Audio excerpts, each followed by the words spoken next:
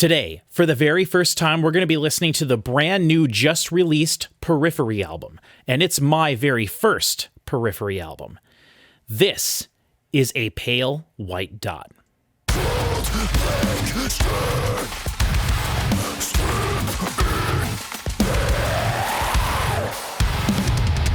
Hello, everybody, and welcome back to another album review / reaction here on the channel. My name is Patrick, and this over here is my friend Chris. And we are here to do a reaction to the brand new Periphery album, and I am very excited about this because we have talked for the last 2 years or so about doing Periphery eventually, and the time has finally come. We are here to do our first Periphery reaction here on the channel. We did react to one song of theirs. And Chris, I was going to ask you which album that was from, but if you remember, when we did our own individual... Hail Stan, yeah. It's from Hail Stan? Well, it depends. I wasn't listening. What'd you say? Oh, so that's right.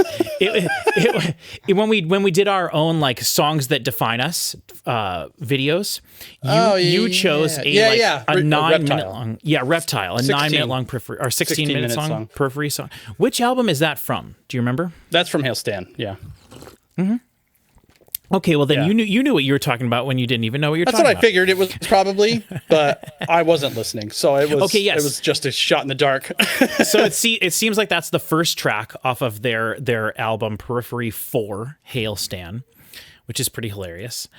And it's funny. I was actually looking at their discography on Spotify here, and they're kind of funny. Like I remember when they released Djent is Not a Genre, and that was a big deal at the time because it actually started this big conversation about djent and what djent actually meant and everything back. Mm-hmm. You know, I had been familiar with what djent was for years before that, but it was interesting.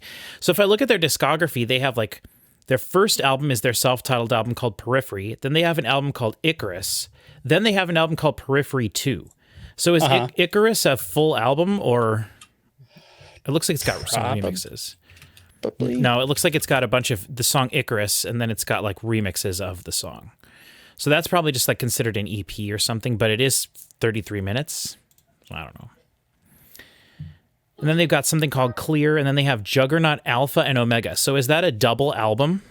Yeah, that one is. Okay, that's pretty cool. Then Periphery 3, then Periphery 4, then Live in London, then Periphery 5. Now, I was going to ask if you know, why is this album not called Periphery 6? I was reading on their Wikipedia page, and it says it's their 8th album, officially. So I'm curious, really? I couldn't find anything on their Wikipedia page about the naming of their albums or anything, but like, are all of their albums that are called like Periphery, Periphery 2, Periphery 3... Are those albums? Sorry. That's all right. Are those albums all connected somehow, like a story or something? Or I'm honestly not sure. I'm not like a super huge Periphery fan, and anything that happened I should have before started Hail Stan, with that. I should have started with that. And anything that happened before Hail Stan, it was very. I don't really know much about them, honestly. Okay. So I always thought it was just, like PlayStation 2, PlayStation 3, like they just didn't. Okay, sure, just upgrading to a little bit upgrade to the core memory. Okay, so that actually makes sense. Now that you say that, I kind of remember that you enjoyed that album of Peripheries, and you picked that song because it was a representation of aspects of songs that you like, but not because you loved Periphery. Okay, now that I say that, I'm like, okay, yeah, that totally makes sense. So this is going to be our first time listening to this album, and it's going to be my first time basically ever hearing this band. I've been familiar with Periphery for years and years, but the only song of theirs that I'm aware of that I've ever heard is the song Reptile that Chris played for me in a video we recorded here on the channel. And I'll try to remember to put a link to that in the description of the video. And also in the description, just to let everybody know, there will be links to a bunch of cool stuff, including some other projects we have. Plus, I'll link to our Discord where you can go hang out with us there. Plus, all sorts of different things you can donate to us using our Ko-fi account, or eventually, hopefully very soon, our Patreon account, our Patreon, if you would like to join the channel that way. Now, yeah.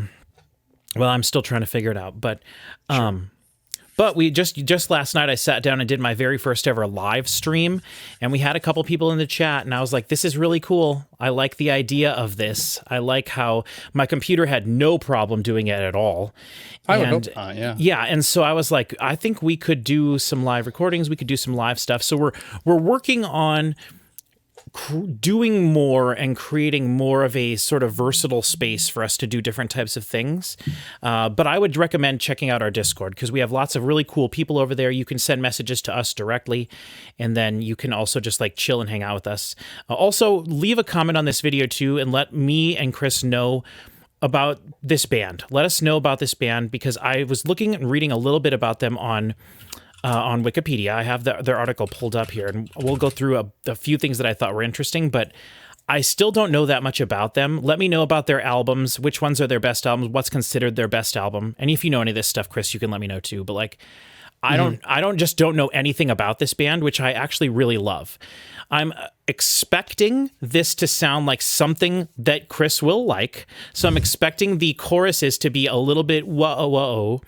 But one of the things that I took away from listening to that Reptile song was how much I actually enjoyed the vocals from that song, because I was getting a lot of Burt McCracken from The Used.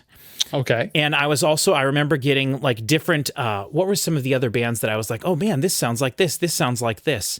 I think there was a little bit of like Fall Out Boy type style stuff in there a little bit, but I also know djent is like super heavy.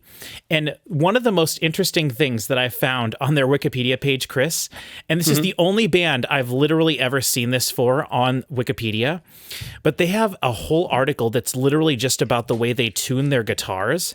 And then someone has created a graph of every Periphery song and the tunings that were used in that song. Wow. Which I've never seen that before on Wikipedia. So I thought that was really interesting. And it says, this really means nothing to Chris and I, but I think it means that we can visualize it enough to get something from this.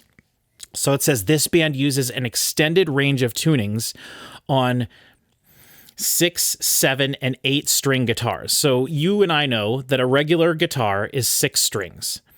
And then 7 string guitars, you usually have one extra string on the bottom and it's basically tuned generally, from what I understand, it's generally tuned like that's like a baritone guitar, and it is tuned lower. So it's a thicker string that's tuned lower than a regular, like an E string on a guitar can be detuned.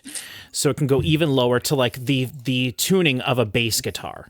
So, and then they also use 8 string guitars, which I would assume is maybe another string even under there, or maybe a string somewhere that is doubled. So you get almost that like the twangy 12 string acoustic guitar effect, but on an electric guitar. But I'm not too sure. I'm not a guitar person. It says their songs are predominantly in drop C on a 6-string guitar, which is I've made songs in that. It's super easy. It's just an open chord thing, so you can just chug on the guitars. And then it says they're in drop G sharp on the 7-string guitar. It says some songs use standard tuning in 8-string, which is F, B, E, A, D, G, B, E. Which is a regular standard tuned guitar plus a B underneath it, and then an F sharp underneath that. And then it specifically says here, and I thought this was interesting, this is why I bring this up, during the recording of A Pale White Dot, the band started using 6-string, 30-inch baritone guitars drop tuned to A sharp. Which is, I don't know what any of that means. As far as, from what I get from that is, ridiculously low tuning, like huge, crazy, like ridiculous tuning. So I'm hoping and I'm expecting to get some heavy ass moments on this Periphery album here. But I don't remember the song you showing me before, that Reptile song, being very heavy. I don't remember myself thinking, oh, this is a heavy song. So we'll just have to see what comes of that. But I thought that was interesting. And then I also wanted to point out, and I don't know if you are aware of this, Chris, but are you aware of this band's connection to video game soundtracks? Yes, I was going to bring that up. Okay, so they what mentioned some stuff about that on the previous album. On djent is not a genre. There's track 7 is Zagreus, which is a reference to Hades, and then track 9 is Thanks Nobuo, which is specifically referring to the Final Fantasy composer Nobuo Uematsu. Oh, interesting. Okay. And yeah, Misha Mansour, the lead guitarist. I'd say that's probably what he is. He's a huge fan of Uematsu. Like, he was crazy influential in all of his stuff, and pleases me to no end. And Uematsu is the guy who created and composed. Yeah, Final Fantasy VII composer. Okay, just so for people who don't know, I know that because you've told me enough of that. You told me about that enough times, but I am not a Final Fantasy person, and so that if anyone who loves Periphery also loves Final Fantasy, let us know if you want us to do some Final Fantasy music reactions on the channel. We will do it eventually, but like, I don't know. In the world of game music, Uematsu is effectively like as ubiquitous as John Williams. Like he is sort of the be all, and so to say his name and have someone go, "Who?" is really like, that's right. This isn't. Not everybody knows about this. Yeah, I know. So, but I was reading on here, and I thought this was interesting. It says Mark Holcomb doubles as a professional. That's the vocalist, I believe, for the band. He is a professional voice actor in several video games. Most recently, lending his voice to two of the main characters in the RPG Disco Elysium. Oh, nice. I didn't know that. Yeah, he was two of the characters in that. And he also co-wrote two songs on some other bands, blah, blah, blah. It says, many of the members of the band have composed songs for video game soundtracks. The band covered Metallica's One for the 2011 game Homefront, which that would be interesting to hear. I would love to hear that, absolutely. And then it says, Mansour has composed and produced songs Follow in Flight and Breaking the Covenant for the Halo 2 Anniversary soundtrack. Nice. As well as the ending credits theme for the game Deus Ex Mankind Divided, which that's interesting. Sounds like they're pretty connected to Xbox, which is something that I've never been an Xbox person, so maybe that's why I haven't come across a lot of this. It says former bandmate Adam Gategood mixed Bury the Light, the theme song for Devil May Cry 5, which was inspired by the band's song Reptile. So that's interesting. I did not know that. And you're frozen, and you're gone. We haven't had this happen for a long time. Oh, boy. Oh, you're back. You're back. What the hell was that? I don't know. You just froze for a second. I have no idea. I was just saying, I refuse to believe that guy's name is actually Adam Getgood. Like, I see that that's listed here, but there's no way. It says he owns his software company called Get Good Drums, alongside Periphery bandmate Matt Halpern and former bandmate Adam Gategood. Get Good. I love it. He also wrote the song "The Beast" for Arcane's second season of the Arcane show, which is that's which property is that? That's League of Legends. League of Legends, yeah, for the second season of that. So that's the song "The Beast," if you're familiar with that one. I'm not familiar with which one that is, but Arcane is white hot fire from beginning to end. Right, and their soundtrack is very well regarded and renowned. So, so very cool. I love all these connections to video games. It's awesome to. I also noticed, Chris, I was reading this and I got kind of excited. It says their vocalist is part of an electronic music side project with guitarist Jake Bowen called 4 Seconds Ago, and they have they have several albums released, and then they have a bunch of side projects and stuff. It mentions Trent Reznor inspired music, and that the vocalist also became the lead vocalist, the new vocalist for the band from First to Last for a while, who was a popular sort of metalcore band when I was in high school, I guess, or back in the day. So yeah, a lot of cool stuff. This band seem like really cool, interesting guys. I think Get Good is really his last name. I just did a quick search, looked at some stuff, and I think it's really his last name. That's so awesome. I mean, that's badass. Incredible. That's so cool. Really incredible. Like, I don't know what to say. I love it. So for anybody who's watching this video, if you're not familiar with how we do things here, what we're going to do is we're going to listen to this album from front to back. We'll probably pause between songs and discuss what we're hearing. We tend to focus on production stuff here on the channel, and we don't focus too much on lyrics, but we'll see what happens as we go through this.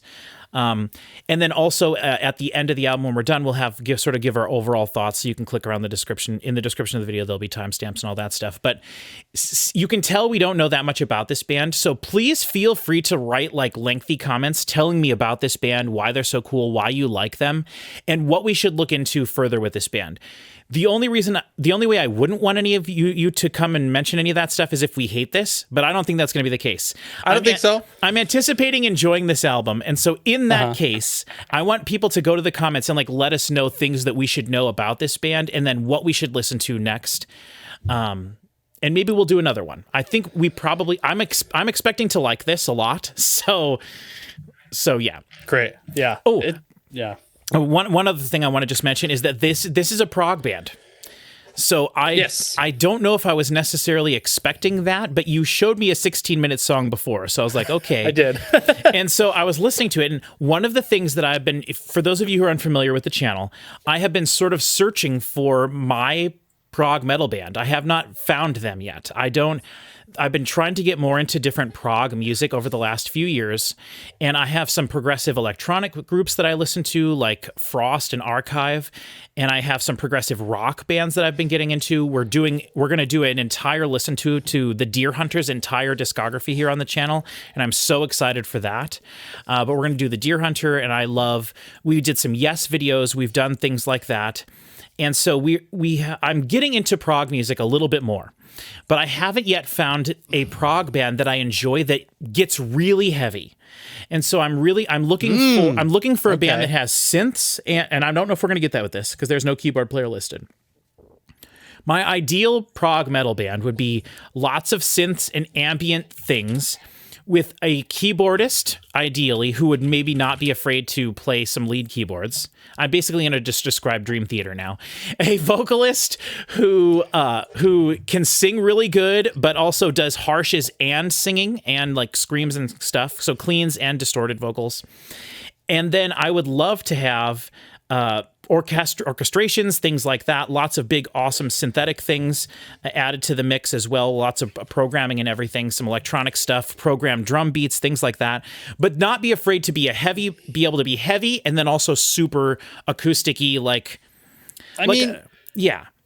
Misha Mansour and Jake Bowen are both listed as programming and synthesizers. Okay, perfect. On Wikipedia. So I think that I can't think of anything off the top of my head where there are synths, but I'm just about certain they're in there. And I'm sure. But I just, I'm still looking for my perfect prog metal band. And I think this is a good contender. I think we'll find out what happens. Yeah, I think if we so. ever get started. Yeah, we will. Let's do that right now. So this is my first time looking at the album. Mm-hmm. So we have 12 songs, which is really awesome. None of them are super long, which to me, one of the hallmarks of progressive music is longer.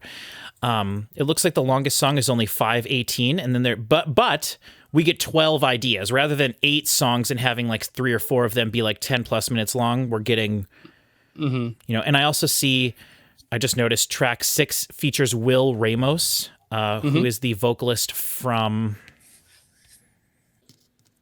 The Line. No. Who was that band that was really popular? I couldn't believe it was popular. They have that song that there's like 3 parts to it, and everybody. Lorna Shore? Yes, Lorna Shore. Yes. Is that right? Yes. Okay. Yeah. Okay. So, what great riveting content this is.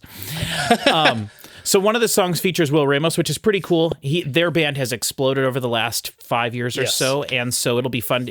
I know that man can scream his guts out. Oh yeah, that's legendary for that already. Yeah. So we'll see, and if his level of vocals are what the vocalist for this band also kind of strives for at times, then I expect this album to be even heavier than I was expecting it to be. So, all right, well, we'll talk about the album as we go through it. When we get to the singles, we'll mention that and everything. We're going to be listening to this on Spotify, and we're going to start with track 1, Obsession. You ready, Chris? I'm ready. Okay, this is the first track from Periphery's A Pale White Dot. The album just came out yesterday as of us recording this. This is Obsession in 3, 2, 1. Okay. Are we going to get high frequencies on this album, Chris? Yes. Synths right away. Love that. I think.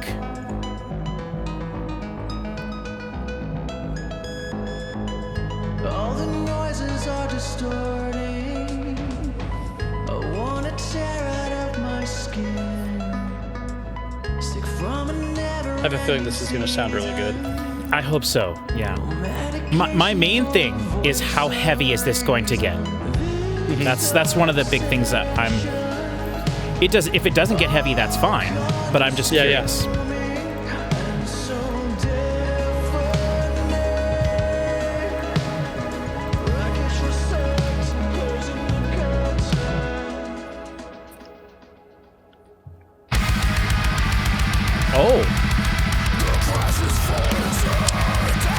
It's one of these now. Okay.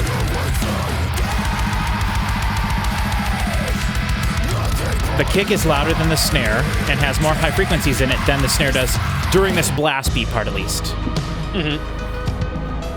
Ooh, that snare is low. Yeah, it is. There's not a lot of high frequencies. There's not a lot of snap to it. Yeah. But there's plenty of highs in the synth. There is. His vocals may be a little bit low, but we'll see what happens. This also could just be considered the intro to the album.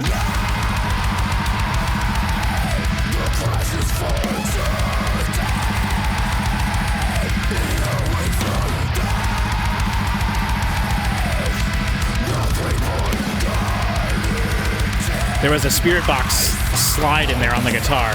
Oh. Shoo, shoo. There, the snare got louder.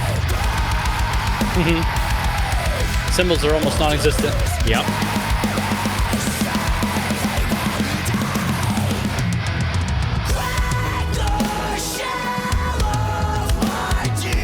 Chester. He's back. See, I thought Burt McCracken. That's what I thought, right? Yeah, that's fair.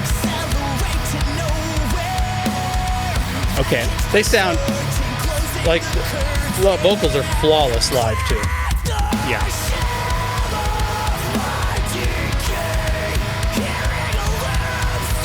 Yeah, I love it. It's like a harsh singing, it's a scream, a controlled scream.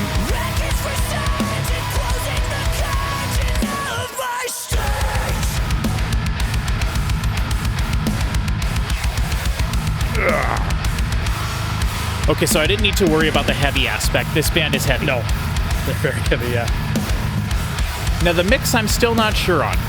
I agree. It feels interesting, but like I said, does. that could have just been an intro. So now also song structuring.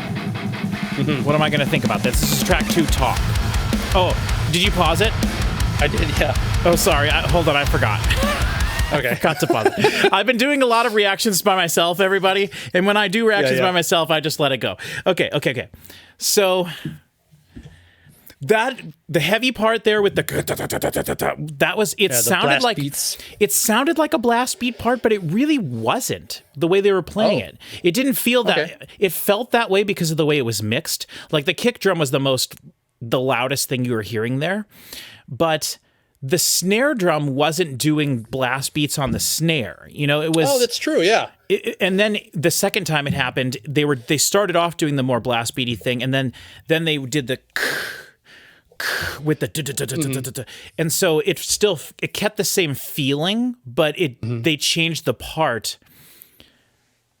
There's a lot of compression going on with what we're hearing here, and It was interesting because, like I mentioned, you know, the snare is very, very deadened, very low pass, and the cymbals are almost nowhere. And I'm almost wondering what is taking up the high frequency space if it's not going to be those two things. Like, is it all in the kick? Because it's not really in the vocals either. Yeah, the vocals did not have a ton of high frequencies in them either. I have to say right away, I love the tinkly things that happened at the beginning, and then several times throughout. That was really cool. I liked that a lot. Yeah. And then when the guitars, Chris, before we started recording, Chris was asking me, we were talking about other music, and I mentioned a band to him that came out with another album yesterday called Hold, the band's called Held. Held, and then a period in their name as well. And I told him that it was a band that sounded more like it was for him than for me. And he asked me, why do you think that is? And for me, it was about the guitars. And it was hard for me to this was just us talking, having conversation before. And I was trying to figure out a way to articulate it. And I was getting bits of that here because a lot of the metal that I listen to, the lead guitars are a separate part from the rhythm guitars. And so if you hear a lead guitar or a lead part, it's sitting on top of a bed of crunchy guitars always. So the song always has a somewhat simple power chordy type of riffy feel underneath of everything that's happening, like a driving, thick, crunchy, big sounding chug, chug, chug, chug, whatever. It doesn't have to be a chug. It can be held out chords. It can be whatever. but it's more of that. And then if you hear like a lead guitar part, it is an additional part over the top of that bed of the chunky guitars. But when you hear with a lot of prog music, especially, but also certain styles of metal music, you have guitar panned left, guitar panned right. And what the guitar players are doing is what they're going to be performing live. And this is not one of those like, oh, they're limiting themselves to what they can perform live types of things like we talk about here on the channel sometimes. It's more of a just like playing complex things on the guitar that are complex in like a musical way, but not necessarily like a show-offy way. So like when you're listening to Kirk Hammett or someone doing a guitar solo, right? The point of that style of that technical playing is to like hear the guy playing every note, like the type of thing, right? Where they're sleeping or whatever.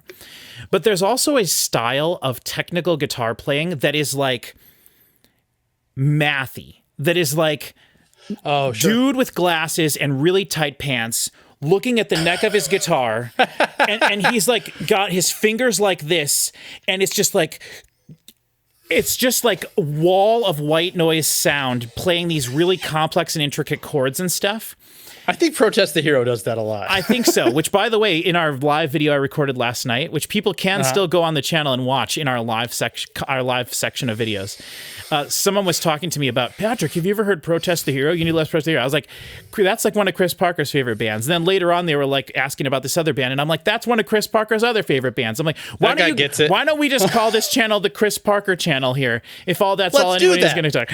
Let's do that. Well, hey, start a petition, I guess. But so what I'm talking about is like this more, it's technical in a different way than being like show-offy technical. And I don't mean show off in a bad way, because I really do like guitar solos. I like lead stuff. And when I think of the metal bands that I like Soilwork and In Flames as examples, there's always like crunchy guitar riffs. And then there's like several layers on top of that of all these like really intricate guitar parts that are lending like ambiance to the song using guitars. Like Korn did that a lot as well to bring back something in that's super popular. Korn would create ambiance with their guitars. And I like bands that do all of those things, but the core of the bands that I like is still the crunchy riffs. Yeah. So the reason I bring all that up is to say, in this song, we only really got crunchy riffs for like a little short periods of time, but then there was also lots of like fast picking, like type of things, which I associate more with the sort of mathy style of thing. I agree. Yeah. And also while the guitar players were doing that, there was no bed of crunchy guitars underneath it. So, and I'm not saying any of this in a negative way at all. I'm purely just trying to articulate something we were talking about earlier, and then also just like, okay, that's an interesting thing to me because not a lot of the metal that I listen to is like this. Mm-hmm. You know, we talk about it with Metallica a lot. Metallica is not afraid to record rhythm guitars underneath their lead guitars. And they can do that because they have two guitarists in their band. And when Kirk is soloing, Lars is doing a riff. Metallica's not the type of, sorry, who did I say? Lars? Whatever, it's the same thing. But your door is not strong enough to hold all the people back if you just leave that in like sorry, that. Everybody. Thank you for pointing that out. But like Metallica's not the type of band to have both James and Kirk doing lead stuff at the same time. Yeah. Very rarely. So there's always like a bed of the rhythm guitars underneath it. And so for me, it's sort of jarring sometimes. And it's just a completely different feeling of metal to me. I shouldn't say never because somebody will immediately point out in the comments the time that they did that. And then I look like an idiot. Well, whatever. I mean, whatever. But yeah, I know. But it's just. So anyway, I'm sorry. That was a long ramble for that. But I hope you kind of get what I'm talking about. And it's something I will think about moving forward. I was going to say in the separation between mathy solos and show-offy solos to sort of bring in the context of what the show-offy thing is. You could think of it as like what a guitar solo is when they are doing actual solos live, and it's like you get a drum solo guy and then the bass solo and then the guitar solo. Like they all just take turns doing solos that aren't part of any actual song. That's definitely more in the show-offy category. Yes. Because that is what's happening there, showing off since it's not part of a song. Mm-hmm. Right. And the other thing was, I've never heard anybody who took the two different pronunciations of ambience and cut the first half of one Ambiance. and stuck on the second half of the other one. Because it's either ambience or ambiance, and you went ambiance, which is really good stuff. that I'm sure there's some sort of metaphor in there for just the way I speak and am in general. But yeah. So I don't know, but hopefully you get what I was saying though, right? About it, like Totally. Absolutely. And the fact that, yeah, like that is just very, it falls right into the mathy category. It's just like Protest the Hero. It is a different type. I would say that the show-offy solo style, the Metallica style is actually more of like a classic metal. Yeah. Sort of And I don't think show-offy is definitely not the right word for us to be using because I'm not talking about that aspect of it. I do think it is more show-offy. It is more of like 80s hair metal style, like the spotlight goes on the middle of the stage, the guitar player steps into it, and then they are, just start ripping. And and that can still be super, and that is technical and very complicated. But there's just it's something show off here for a reason. Yeah, and there's also something very technical and just very in a different way about the like hipster metal type thing. The mathcore, yeah. Yeah, mathy That's type why it's called stuff. that. Yeah. And so yeah, I was getting vibes of that from this, and then the mix was weird. So let's listen to another song and we'll see, because again, like I said, that could have just been considered the intro to the album, and maybe it'll be different than all the rest of the songs. We'll see.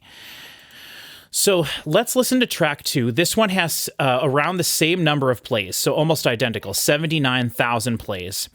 And then the next track, when we get to it, is the big single off of the album with over 1 million plays, and then we'll discuss the rest of it. Very short. So that big, there's the single from the album. Yeah.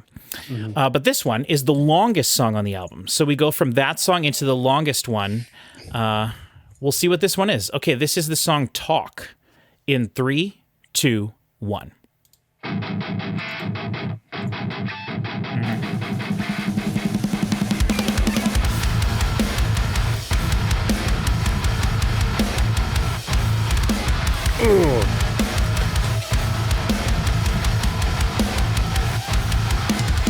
Ooh.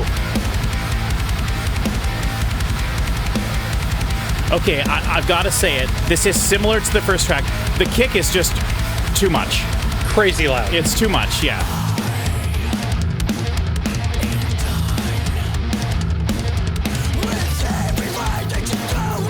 There was a bit of Chevelle in there for a second. Oh, yeah, I think so. Vocals might be a little low. I think so. But when he's screaming, it doesn't bother me as much. So they're dynamic, at least, the vocals. I do believe they produced this album themselves, from what I was seeing. I think so.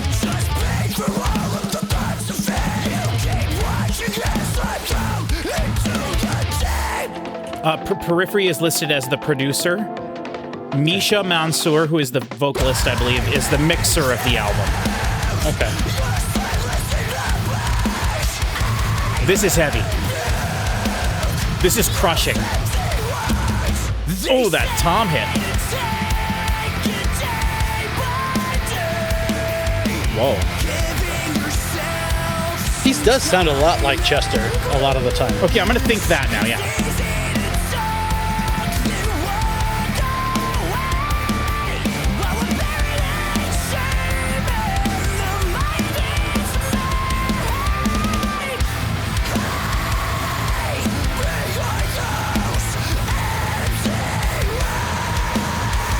See, this is a crunchy riff.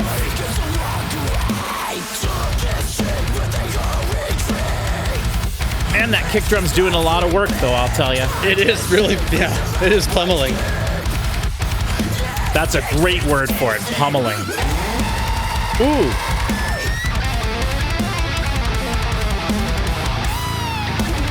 Whoa. Nice. This feels cool. This is a I whole love it when they tonal dip shift. down for stuff Yeah. like this, yeah.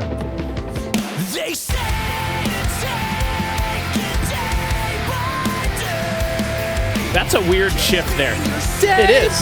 It's very Periphery. Yeah, weird. Because you would expect him to just go higher, like Yeah. he does in the second half.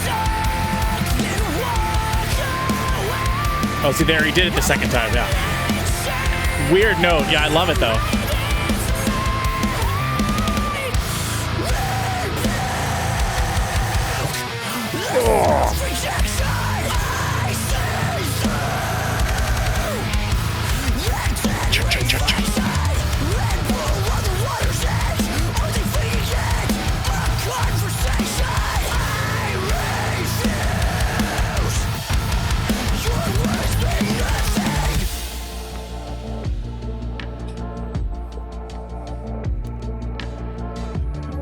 I love this.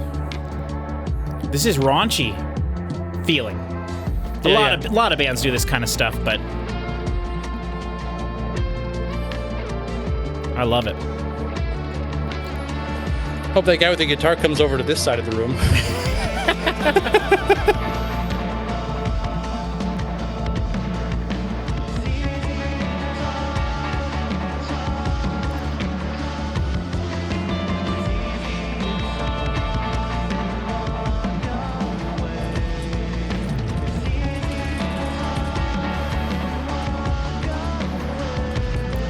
They say to take it day by day, giving yourself some time and grace. See, this feels... It's easy to say, When the guitars and the drums are gone, it feels nice and pretty. while we're buried in shame. But it didn't necessarily feel a lot more open, which to me says that it's not a compression issue.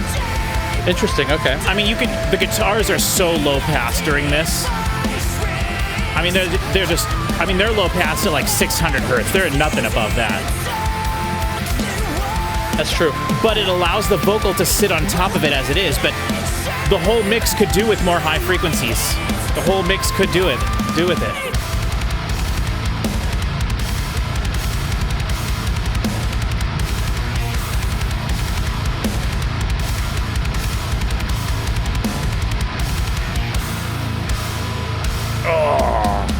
Okay, very cool. Huh. So how'd you feel about that one? I liked it better than the first one. Yeah, me too.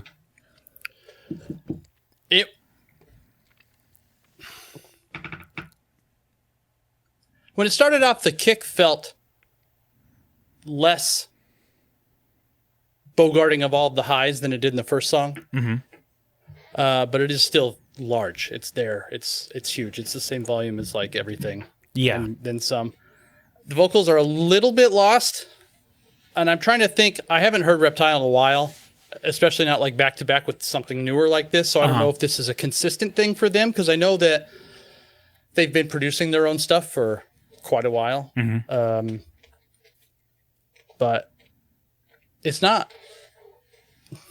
It's certainly not terrible. It's right on the edge, I'd say. Yeah, I agree. I don't think it's terrible. I'm not even sure. I can't decide if it's even bordering on being bad, because I don't think it is. I think that it is acceptable. It's within the acceptable pocket of what a mix could be. They're just clearly doing something different. Like, they are emphasizing the kick drum so hard, and the cymbals are what's taking the most of a hit. Like, it almost doesn't even sound like a drum kit. It sounds just like a kick and a snare and toms. And that is, I think, a stylistic choice that they're making to have it sound that way. And then they're allowing the vocals to sit on top of the mix by low passing the guitars a lot, which is always a bummer to me. I understand why bands do that, and I understand why a mixing engineer would do that, but I just feel like there are other ways to allow your vocals to sit in a mix or on top of it even a little bit, without sacrificing so much of the definition of the guitars, which is a bummer. I hate it when that happens, so... Yeah. But the thing is, they're not doing it constantly. So, like, there are parts of the song where you can hear the guitars and the definition in the guitars a lot more. And you know what? We don't talk about this kind of stuff very often on the channel here, but if certain bands, and especially a band like this that we've said does a lot of their own production, it depends how much they want to get into the minutia of recording and editing, because, like... we have talked before about different ways you can record guitars for an album like this, for like a metal album. And I would assume the person recording the guitars is the guitar player just sitting there with his amp emulators and stuff performing. And so he's probably recording his guitar tracks as like a direct in signal, and then they reamp those guitars. So he probably has like a splitter so that he has his guitar cable coming from his guitar, and then it's splitting into several different directions. It might be two, it might be even more than that, but I don't really know why you'd need more than two. But you take one signal and you run it directly into your recording program, so you're getting just a completely dry electric guitar signal, like no distortion, just a clean electric sound, and then one signal that's going into some sort of either an amp emulator, a real one like a Line 6 pod or something sitting off to the side, or he could even be running it into an amp in another room or something and be actually recording an amp. It would be cool if he's doing that, but I would kind of doubt it for something like this. It's not necessary, at least in this case. You know, like when Metallica records, they set up their gear and their amps and they're recording that. But with a band like this, and if they're doing it themselves and they know what they're doing, they don't need to do that. So then what you end up with is the track that you're probably hearing in the studio when they're all sitting there listening. You're hearing the distorted track, the way that he wants it to kind of sound, but you're also recording that clean pass through the song.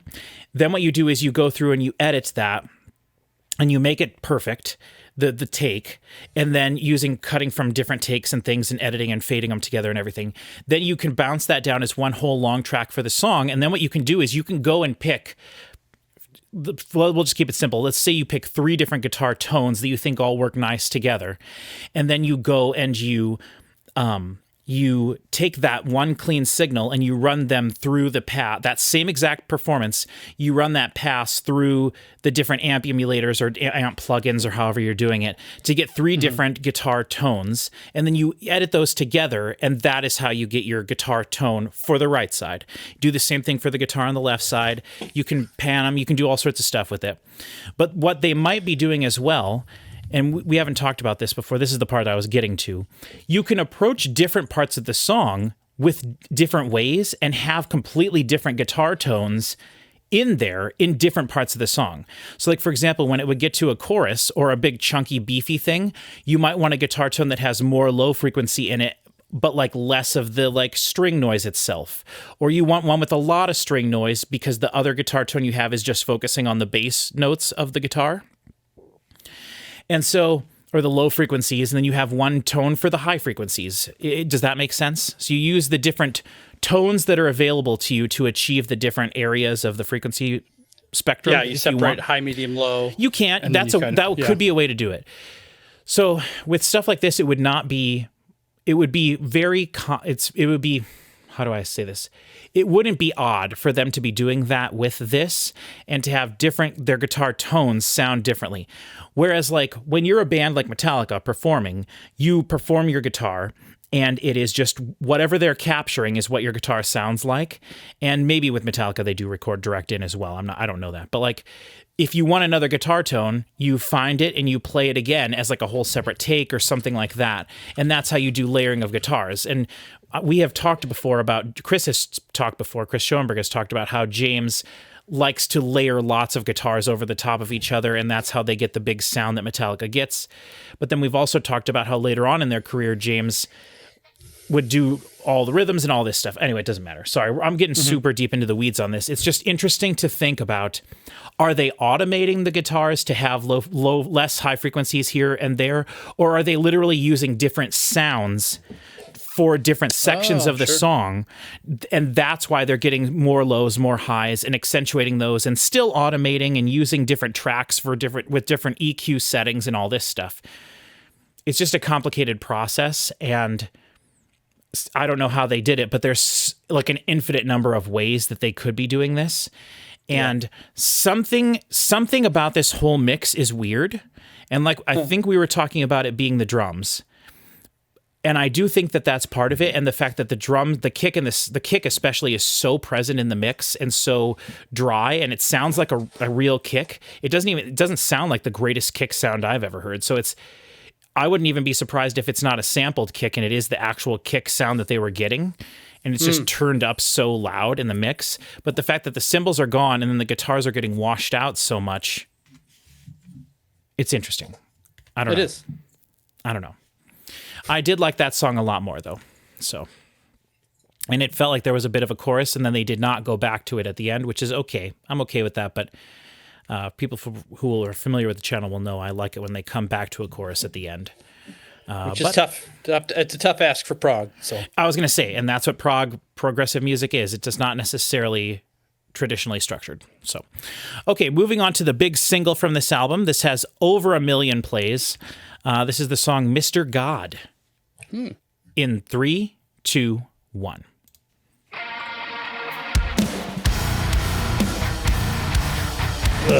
Oh, yeah.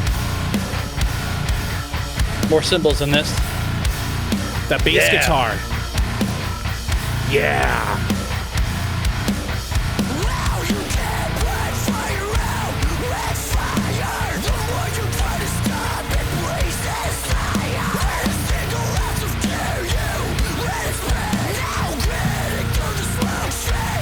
More highs in the snare too.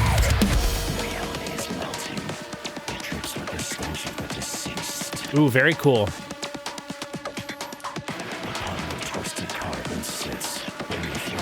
Power Man. Oh?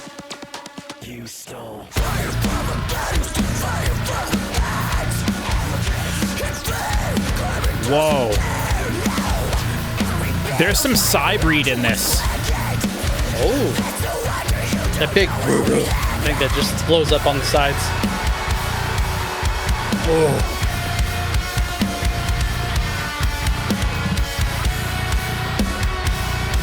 This song has a more of an industrial feel. It does. And more highs. I feel like that too. Listen to all those cymbals. Yeah. Very washy though. No, just high frequency. Yeah. All the lows were. transients. Yeah.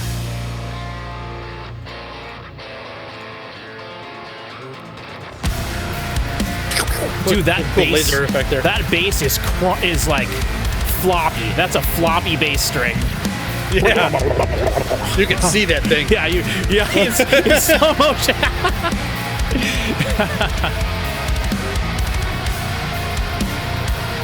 You know, I wasn't expecting this, but this is definitely coming from the Meshuggah side of metal.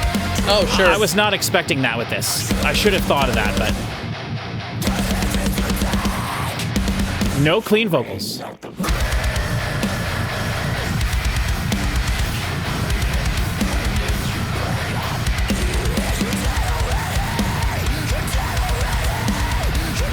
I do think the vocals are too low still.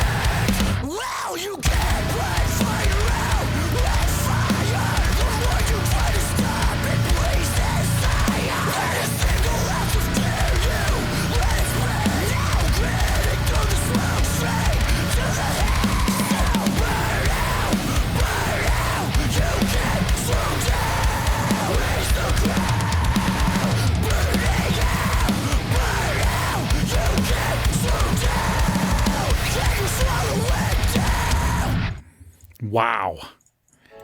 That was awesome. No clean vocals in that one, right? Unless I'm forgetting a part. And crazy time signature on that too. Just impossible to track.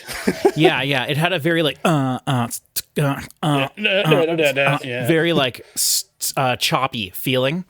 Mm-hmm. Loved it. It's funny you mentioned Meshuggah actually because it says in the earlier years, Periphery worked with vocalist Jake Verdica, Casey Sable, and Chris Barretto looking for different vocalists in like the 05 to 09 range, and then gradually moving from a Meshuggah influenced style sound to a more ambient melodic sound with focus on innovative production. So Meshuggah definitely makes sense, having been an early style that they were playing in. Yeah, and Meshuggah, you know, it's really funny because I don't actually know that much about Meshuggah, and however, that being said, there is a whole section of metal that I really do like groove metal style stuff that is bands that I think of like Nemec and Cybreed to an extent. They're like cyber groove metal. But specifically like Nemec and Threat Signal and a few other bands like that are more like, it's more pattern based rather than like riff based, but the patterns are still riffs. But it's It's a specific style, and it's something that Fear Factory, I guess, a little bit too. But like that's something that Meshuggah kind of pioneered and stuff. But so I like a lot of metal that is influenced by Meshuggah, but I have only ever tried to listen to Meshuggah a couple times, Same. and it's not something that's really stuck with me. But I would absolutely be willing to do a Meshuggah album if people would want that on the channel here. I have their CD. I have Obzone, it's called, with the like. It was the album with the cover that got banned all over the place because it showed like a Gandhi type of figure or an Allah type of figure or something. And so it was really controversial at the time. But I know that they have albums from the 90s that are very influential to, I think, that are very influential to a lot of albums that I like, bands that I like. They say Meshuggah is a huge influence for me. The last Meshuggah album, their most recent one, looks like was 2022, and I tried to listen to a bit of that, and it wasn't quite what I expected. It's very, very mathy. It's very like it's pattern based intent. Like that's the entire point of it. Yeah, and I know that one of the things that Meshuggah is most known for is creating a very specific kick drum, snare drum, and guitar tone that was emulated in all metal through like the early 2000s. Like a lot of the bands that I'm talking about, they would reference the tones that they were trying to like copy from that one specific Meshuggah album. But so that's just another band that I'm pretty unfamiliar with. So if people would be interested in that, I would definitely do that. But it's a different style of metal. And this is definitely more, it's funny you read that because it is, you can tell Meshuggah is sort of like a core influence on them, but then they're also clearly going for more melodic type stuff, which you kept mentioning Chester on the previous track. Yeah. And I don't necessarily get Chester from it as much as I do things like the guy from The Used or certain other bands kind of similar to that.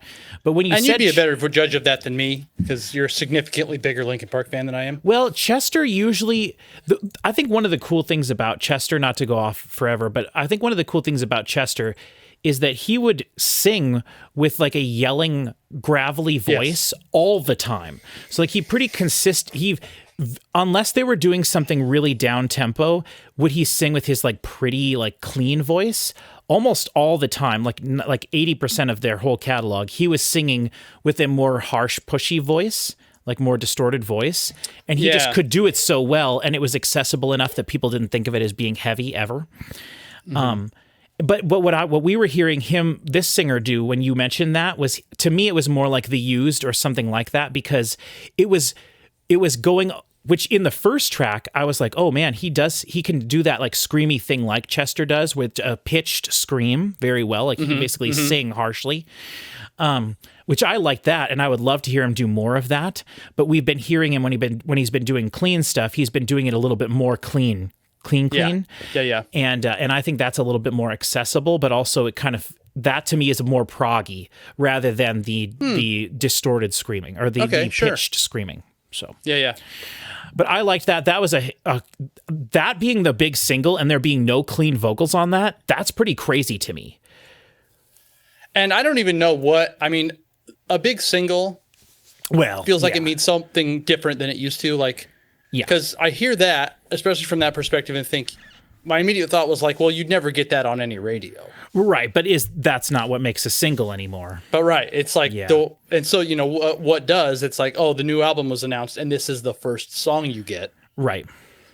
So, from that perspective, it doesn't really matter as much that there's no clean vocals, but I can see, the older mindset. That actually reminds me of something else, too, and I shouldn't bring this up because I don't remember it very well, but I was watching a video the other day. But here we go. It was a YouTube short of Rick Beato talking to someone in the music industry about how the idea of singles has shifted and that bands no longer try to make a song that would go on the radio.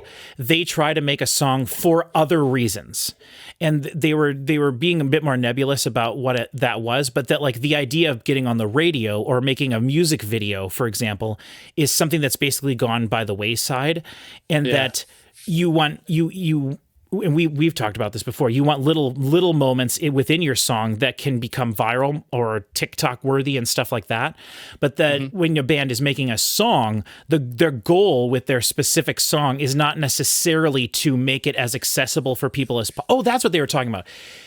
Okay, they were talking about that, what I was just mentioning, but then they were also talking about how nowadays a band doesn't aim to become famous. A band Right. aims to become beloved by a small group of people Interesting. who will follow them and buy everything they release. And it's so interesting because we know about the concept of the white whales in the video game industry. Yes. And in a lot of things, like you're trying to get, and I'm not saying that bands are doing it in like a dirty way or something like I would think of with No. like Candy Crush or something like that. Right, but there's a certain business model that you need to succeed in the world, and they change all the time. And this Right. is that. Right. And so the idea of like, even with like our channel here, right? Like, I don't think we'll ever get to the point where we get a gold YouTube button in the background of our videos. Like, we're never Yeah. going to get 1 million subscribers. But if we got, 25,000 subscribers, 500 of which were people who would support us, that would be like a pie in the sky goal. That would be amazing. And so the idea of what your goals are shifting constantly, and people only have so much bandwidth and for their attention to go certain places. So like if you want to be someone's, like, it's more important that you're someone's favorite band rather than just a band that's released a song that everybody likes. Yes. Yeah. And that's, I think it's only in a way it's beneficial. Because it's back to the adage I use like every episode where it's like, if you make something for everybody, it's not made for anybody. Right. 100%. And that's, when you have a mindset of trying to get famous, then you're going to make stuff that's for everybody. Right. Yeah. But in the fractured reality that we have now from the internet and stuff, everybody's got their own little pockets. Yep. And so you just make the thing that you want to make, and then a group of people will latch onto it. And then, they can be your base, so to speak. Yep, exactly. And then those are the people, and then they can literally help you get the word out about your music. Yeah. Or whatever. It's very interesting. So that was a super interesting single, whatever that means. But yeah. So now are we going to get a song that's less heavy? I'm curious. Now I'm kind of just overall wondering, like, what is the percentage of heavy of this band to the more melodic side of things? Because it seems to be this band is way heavier than I was anticipating them being for whatever reason. And that's on me, obviously not them. But like, I am enjoying what I'm hearing a lot. So, hell yeah. Okay, Heaven on High in 3, 2, 1.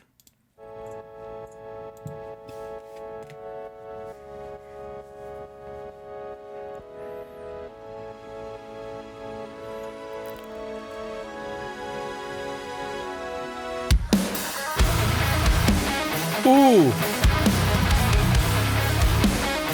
I love that dry lead guitar in the middle. I love it. Yeah. Little In Flames, maybe? Yes, with the guitar riff on the outside for sure. And yeah.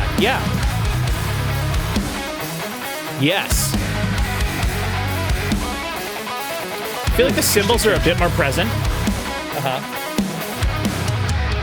Black sky, the birds they fly. Wow. We see it all, we flee it all, we flock together.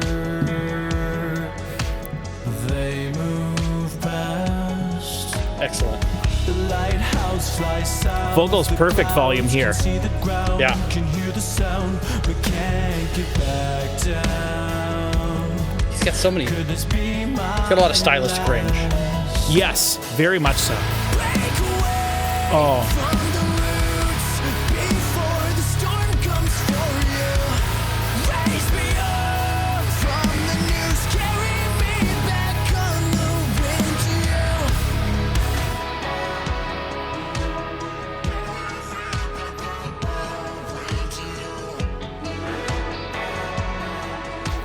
That's actually super Linkin Parky. That vocal manipulation stuff. Nice. Yeah. Which way is leading home? The water flows. Somehow the clearest way to go is not the path I That was weird. His voice sounded different on the first part of that phrase. Like it was recorded differently with a different microphone or something. Oh. Or it was a different person almost.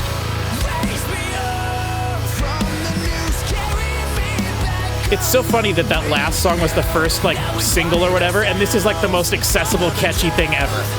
Yeah. I love it. This is barely prog. Yeah.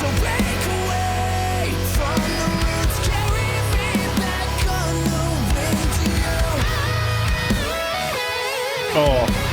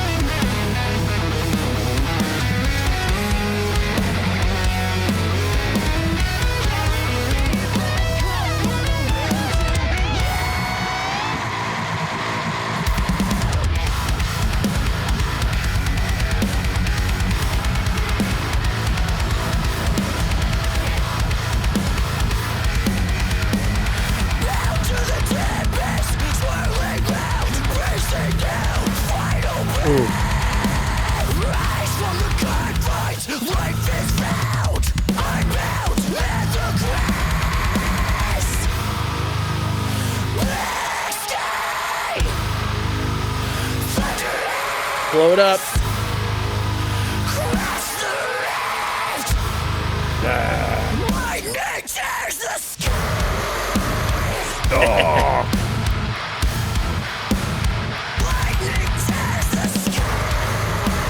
I gotta hand it to that kick. Like I said before, it's doing a lot of work. It really makes the song feel big. Oh, back to the chorus. What a song. Yes.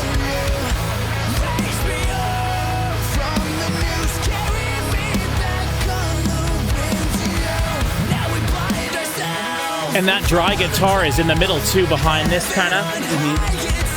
This is getting into Bill Murray territory. Oh, really interesting. That was the other band. Someone was like, Patrick, you got to listen to Bill Murray. I'm like, why don't you guys watch our top 12 albums of the year videos ever? Because all the bands you mention are Chris's bands that are always on his list. You guys, come on. That was awesome.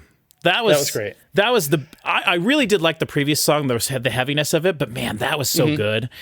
And it sounded so good.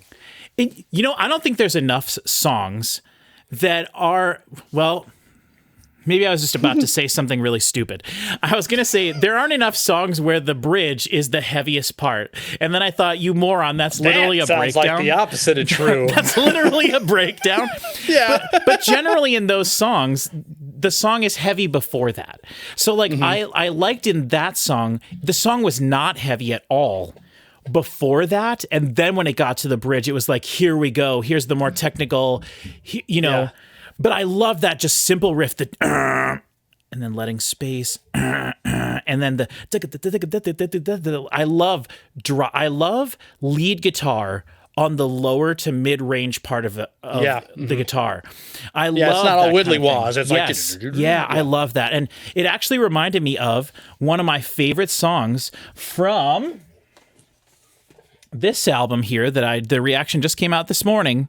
Nice, of Countdown to Extinction. But the actual song, Countdown to Extinction, the chorus has this sweet mid-range lead guitar part that's just this like type of thing, and it's like my favorite guitar thing I think I've ever heard. It's so awesome.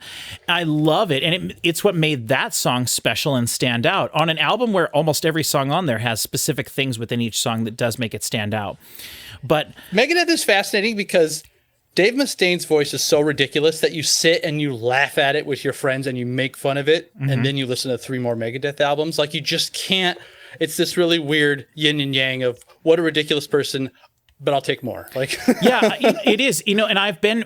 I want us to have a conversation about Megadeth eventually as I go through more of their discography. So I want to just save a lot of the conversation for that. But the thing that's kind of frustrating to me is that I feel like I was misled a bit by like what Megadeth actually is, because Megadeth's actually awesome. Like, they're badass and awesome.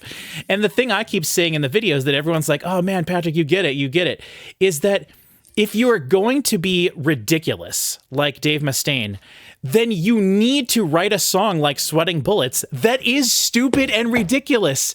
And it's just awesome then. It becomes I love what has happened to you awesome. with that song. I love it because it's such a stupid song, but it's awesome. It's so cool. And the chorus Like, is so Rob Zombie on that song. But I will infinitely make fun of that song, but I do love that song. Me too. It's like one of my favorite Megadeth songs I've heard. And I'm so excited to continue going through their catalog. And there have been points. Well, no, we'll save it. We'll save that conversation. Yeah, we'll talk about that later. But if you guys want to... go ahead. Yeah, go ahead. What was I going to say about this song? I don't know. I don't think so. It was good. It was poppy. There was the good chorus repeated 3 times. Yes, I think it was guitar based. What I was going to say. Okay. Talking about the low. And the da-da-da-da-da-da-da. And then the big heavy part in the bridge, and then the big... Yes. Okay. The breakdown.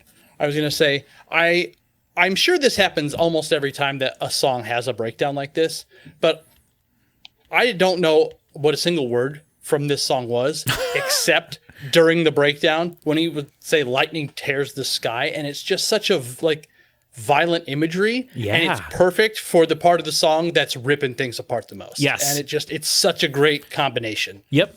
And you know what's funny too? I was just thinking it really wasn't a breakdown. It was more like a break up, because the song was slower before that. And then when it got to that, it became more of a mathematical thing. So we've coined a new phrase there, breakdowns and breakups. Well, see, those of us who have been with, partners, we are familiar with breakups. Oh, it has another meaning. I see. Oh, okay. I forgot about that Yes, of course. connotation. That other thing. Yeah, but that doesn't so matter. funny. This is just this is what matters. Metal. Remember? Mental health. That's is what right. We're here Metal for. is the only mental thing. health. Mental health. Our mental health. Okay. Let's move on to track 5, Unlocking. Yeah. Does it seem like the production's getting better? I think the songs are getting better. Okay. And what we're perceiving is, well, no, I don't think Because we're getting more highs. I think it feels that way because it's just less. I think the song, I don't know. Let's listen to this one and then we'll talk about it. So this is Unlocking in 3, 2, 1. We might also just be getting used to it. Exactly. Which is a thing that really does happen. Your ears adjust.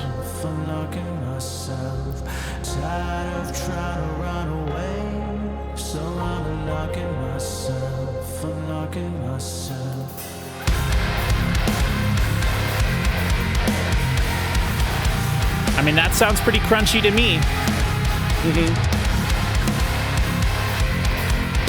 There's that high guitar way in the back. Is that Yeah. ambient stuff? The ambiance? Or what did I say? Ambience? Ambiance. Yep. That synth line. Yes.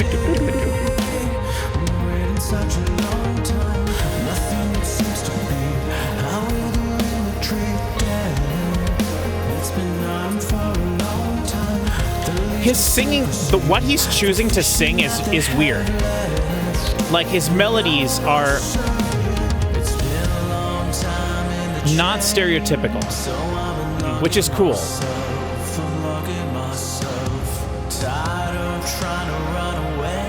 This register would be really difficult to get in the mix, too. Yes. He couldn't sing like this with guitars in there. You wouldn't hear it. It already feels a little low. Yes. Also, where's the bass? There it is. Oh, I love it. I love the patterns. The like. Ooh. Whoa. I'm getting a little I See Stars from some of this. Is that silly? No, not silly. God, that is distorting. But, like, intentionally, his voice. Yeah. There's like a distortion on there. Yeah, just give it a little bit more crispiness. Yeah. Oh, yeah. twisting on the ocean floor, light above face. And then this is so nice and so rhythmic. Groovy. Very bipolar song. Yeah. It's been on for a long time. The leaves to super soon. The fish A lot of reverb. Oh yeah. know I'll serve you. It's been a long time in the chair, so I'm unlocking myself. It is. I did not realize how similar they were to Bill Murray. I'm getting a lot of that. Interesting. Okay. So I'm unlocking myself, unlocking myself. And if the beat's gonna knock Oh, I like that vocal Yeah. when he's pushing it a little harder.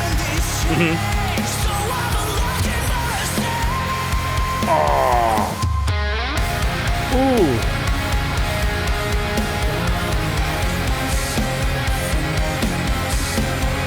Here, let's try this. I'm gonna boost the highs across the whole mix, right? Oh, that does sound better. I'll bet it will. I'll wait a while and then I'll point and turn it off. Yeah.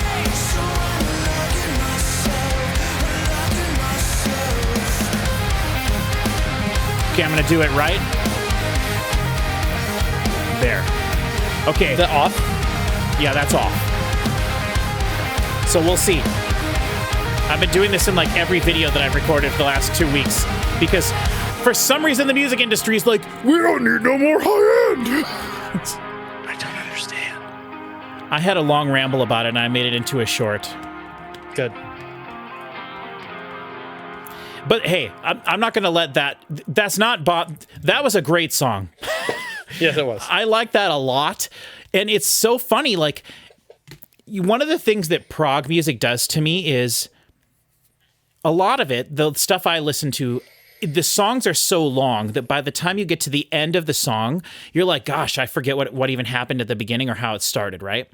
Yeah. Now we know, and I've talked here ad nauseum on the channel before about how I like to follow the journey of a song, and I want to come back to someplace familiar at the end of the song. So I appreciate that they're doing that here to an extent. But the thing that is interesting to me is I get that same feeling from these songs, and they're way shorter than a lot of the prog stuff I listen to. So like, Yeah. like when we were talking about the previous song, I forgot how it started already, and I was like, that was only 4-minute long song. Why would I forget that? You know what I mean? I think the same thing happened here. I'm like, what? How did this song start again? You know? And it's like, oh, and it's not even like they're changing that much. It's just, for some reason, each of the songs feels such a hearty meal that you've had enough of it when it's over. But it's not long. Yeah, they're just not wasting any time. I don't know what it Yeah. is that's making all these, like, even within the context of their own songs. Like Reptile is 16 minutes, and it is definitely 4 songs at once. And they kind of have, it almost has an act structure in it where you get this and then it transitions. But I don't know other prog stuff. I don't listen to a ton of prog either.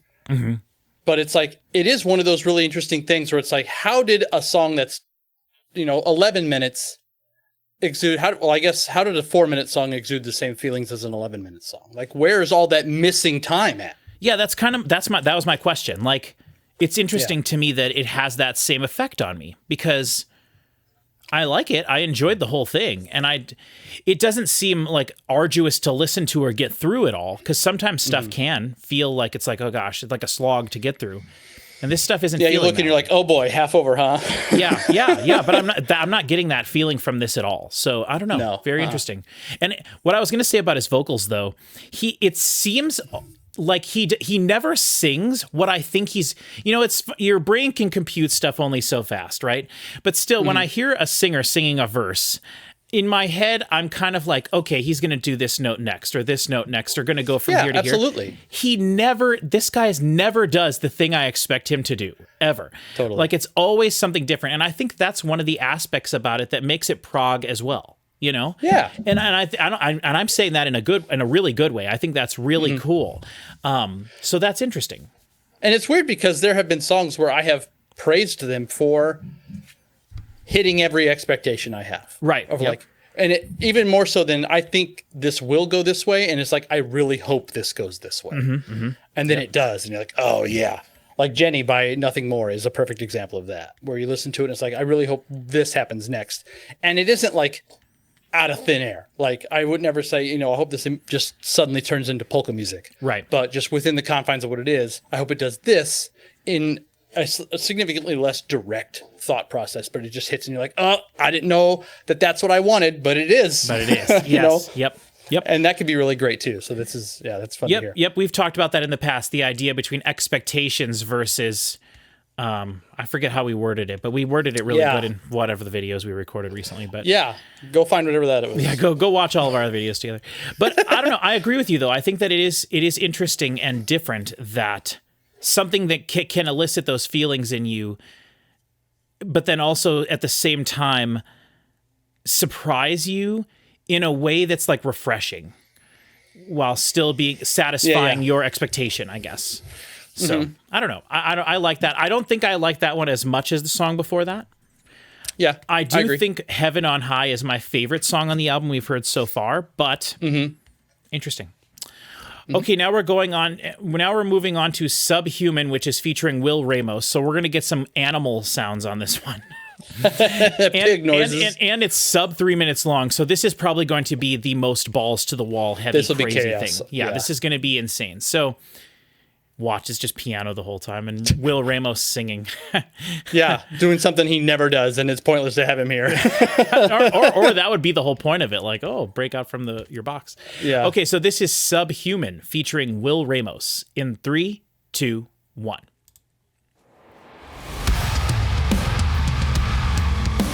Ooh, Crispies.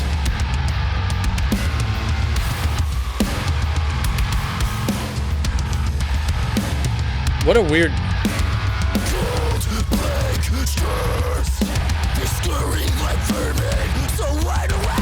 Chord is different. Yes. Yeah, for sure. Hard center. Right up here. Yeah. Almost like above. Yeah, like right here ish. Yeah.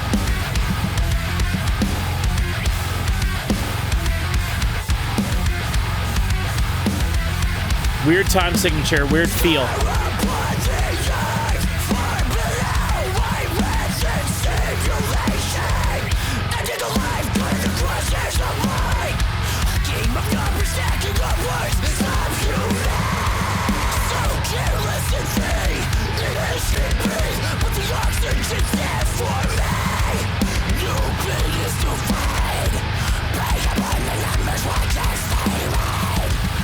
Oh, very dry, the vocals.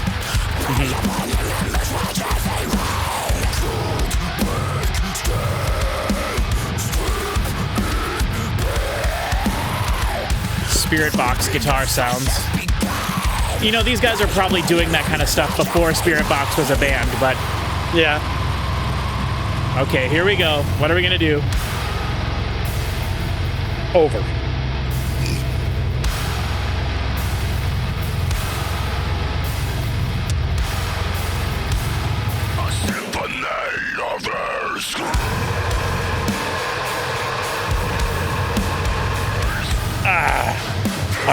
Oh!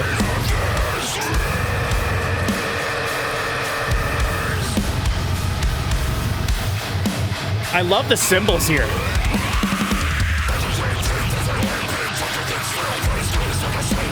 Nice. Sounds like a velociraptor. Yes.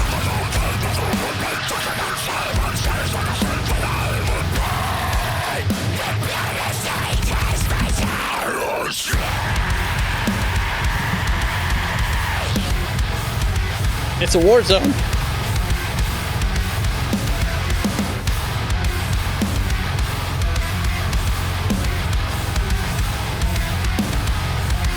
If only there was any high frequencies in any of this. Not to harp on that, but...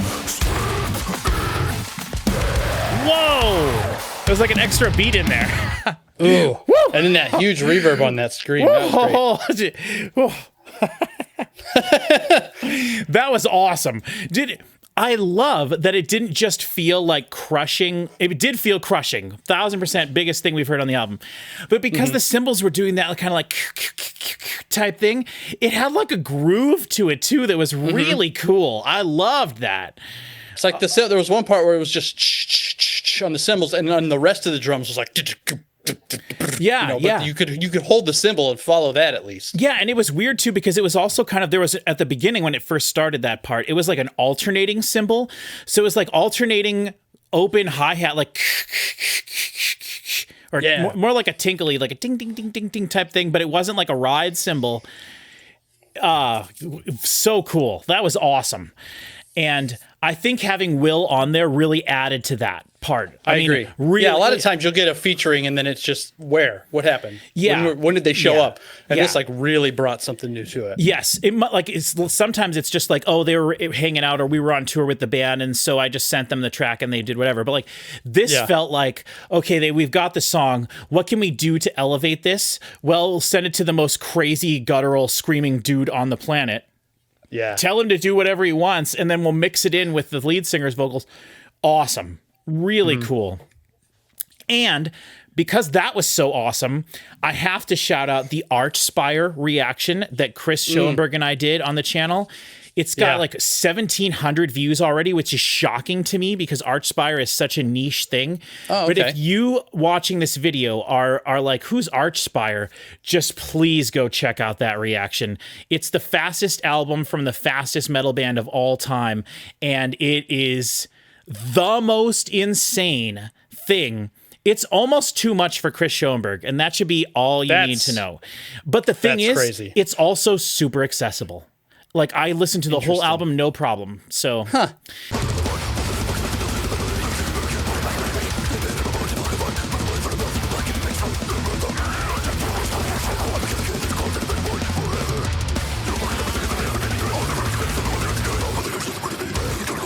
this is stupid. I love it. It's so stupid. It's so dumb. That is what's great about it.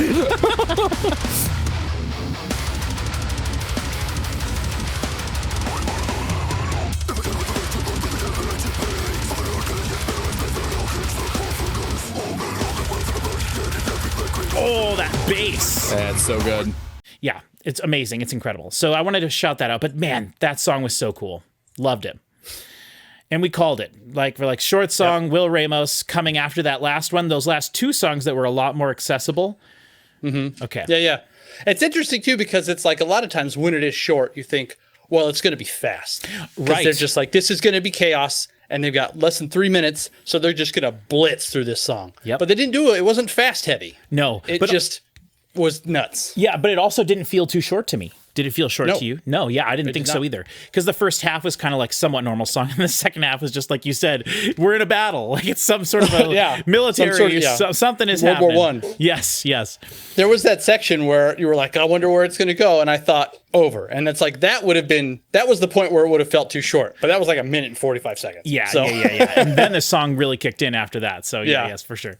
Oh, and there's also just something, we talk about it all the time, right? But like, the heaviest part on a non-heavy album is so much heavier than a somewhat heavy part on a completely heavy album. Like the consistency of that.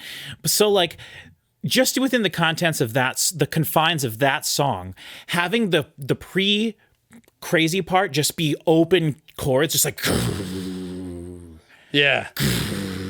Right. And just letting it ring. And then all of a sudden everything stops. And then there's the breakdown and it's just, and it's just like, it's so now. And this is one of those great albums where you think at some point you're like, how much heavier can this get? How much heavier can music be? And then they find another way to do it. Yep. Okay. All right. Moving on to track 7, Blackwall. Another 4-minute song. Okay, the rest of the songs are at least above 3 minutes, so that's pretty exciting. Yeah. Okay, so this is Blackwall in 3, 2, 1. Whoa! Oh! Listen to that electronic kick, baby. I love that warm. Yeah. Awesome on that synth. And they're doing the standard synthwave thing, the bum bum bum bum bum bum bum bum bum bum bum bum bum bum bum. Creation of a dreamer to populate minds with conscious thought, a collection of our a believer, perceiving all time a spectacle without a I can't believe how some parts of his vocals sound like there's a lot of high frequency in them, and some of them don't. Like it's almost like a movie where they had to get reshoots done. You know what I mean? And they shot him in a different location with the different equipment. Yeah. It's weird. But I think it might just be dynamic, you know? I don't know.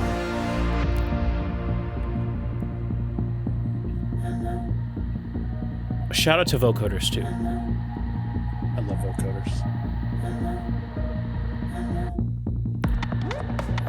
See, for that moment where the background noise went away and it was so quiet, I want more of that. I want more quiet music.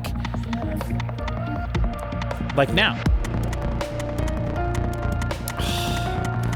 This is the best song on the album, and that's saying something. It's like when Spirit Box has their like 2-minute long songs that are just like electronic, and you're like, why don't you just do a whole album of this? Yeah, right. Maybe that side project you mentioned. That's true. We should look into that. I agree. Now, a lot of that stuff is from like 2015 to 2018, so decade old. But yeah, this is awesome. Oh man, this is good. video game soundtrack stuff right here.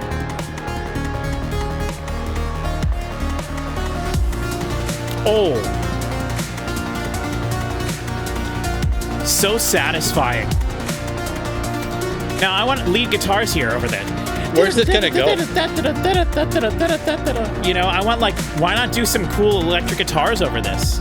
Maybe they will. Not chunky riffs. Nah, this is just gonna be like this the whole time. Because that's what they've done so far. I don't know. There hasn't been anything like this on the album.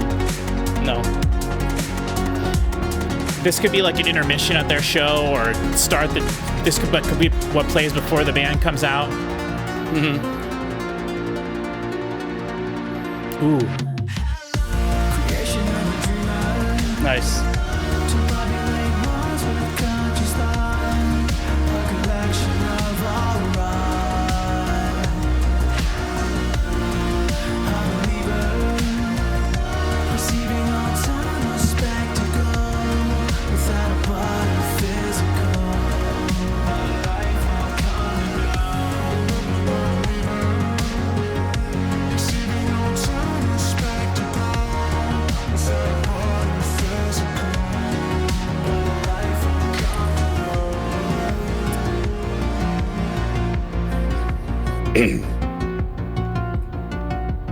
They're doing a lot of interesting things with this.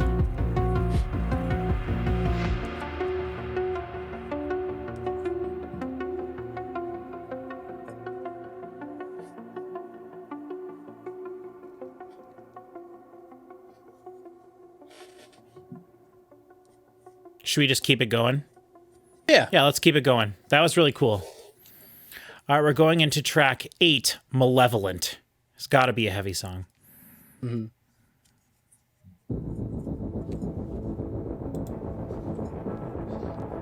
Almost could have had that fade into this. Connect those two a little more. Surprised it wasn't.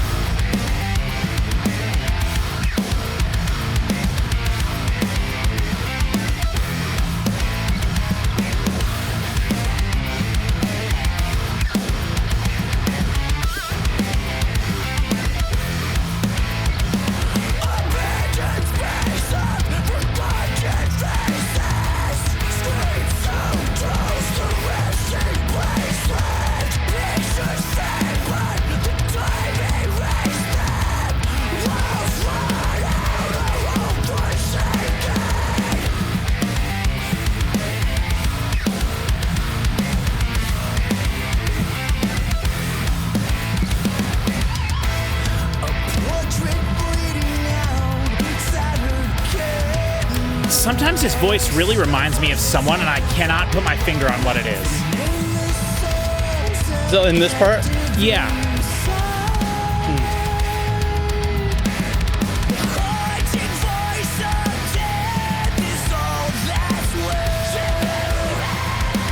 Whoa.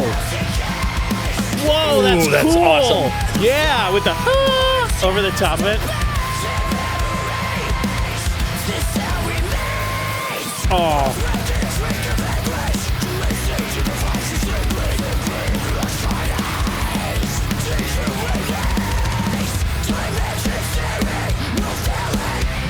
Ooh.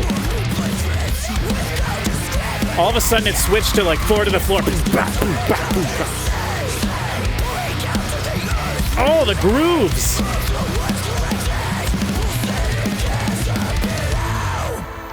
Wow, that was a chaotic 40 seconds. Wow. They went through so many different feels of groove there. Yeah. That was awesome. I want what they just did there stretched out into a 4-minute song.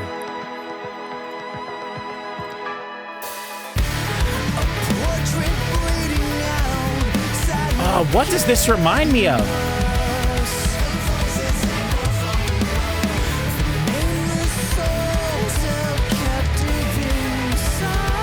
You know what I actually might be thinking of? I might be thinking of that Reptile song. Which wouldn't that be funny? I hope so. Yeah, they remind you of Periphery themselves. sure reminds me of themselves, yeah.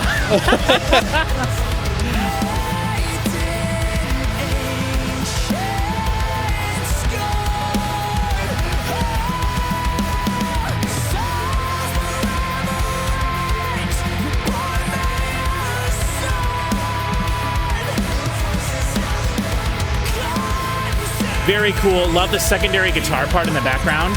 Like the second part. Yeah. Wow.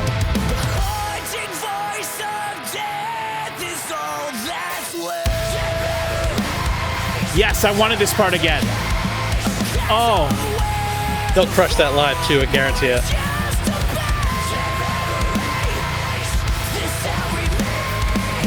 Dude, what a cool. Oh.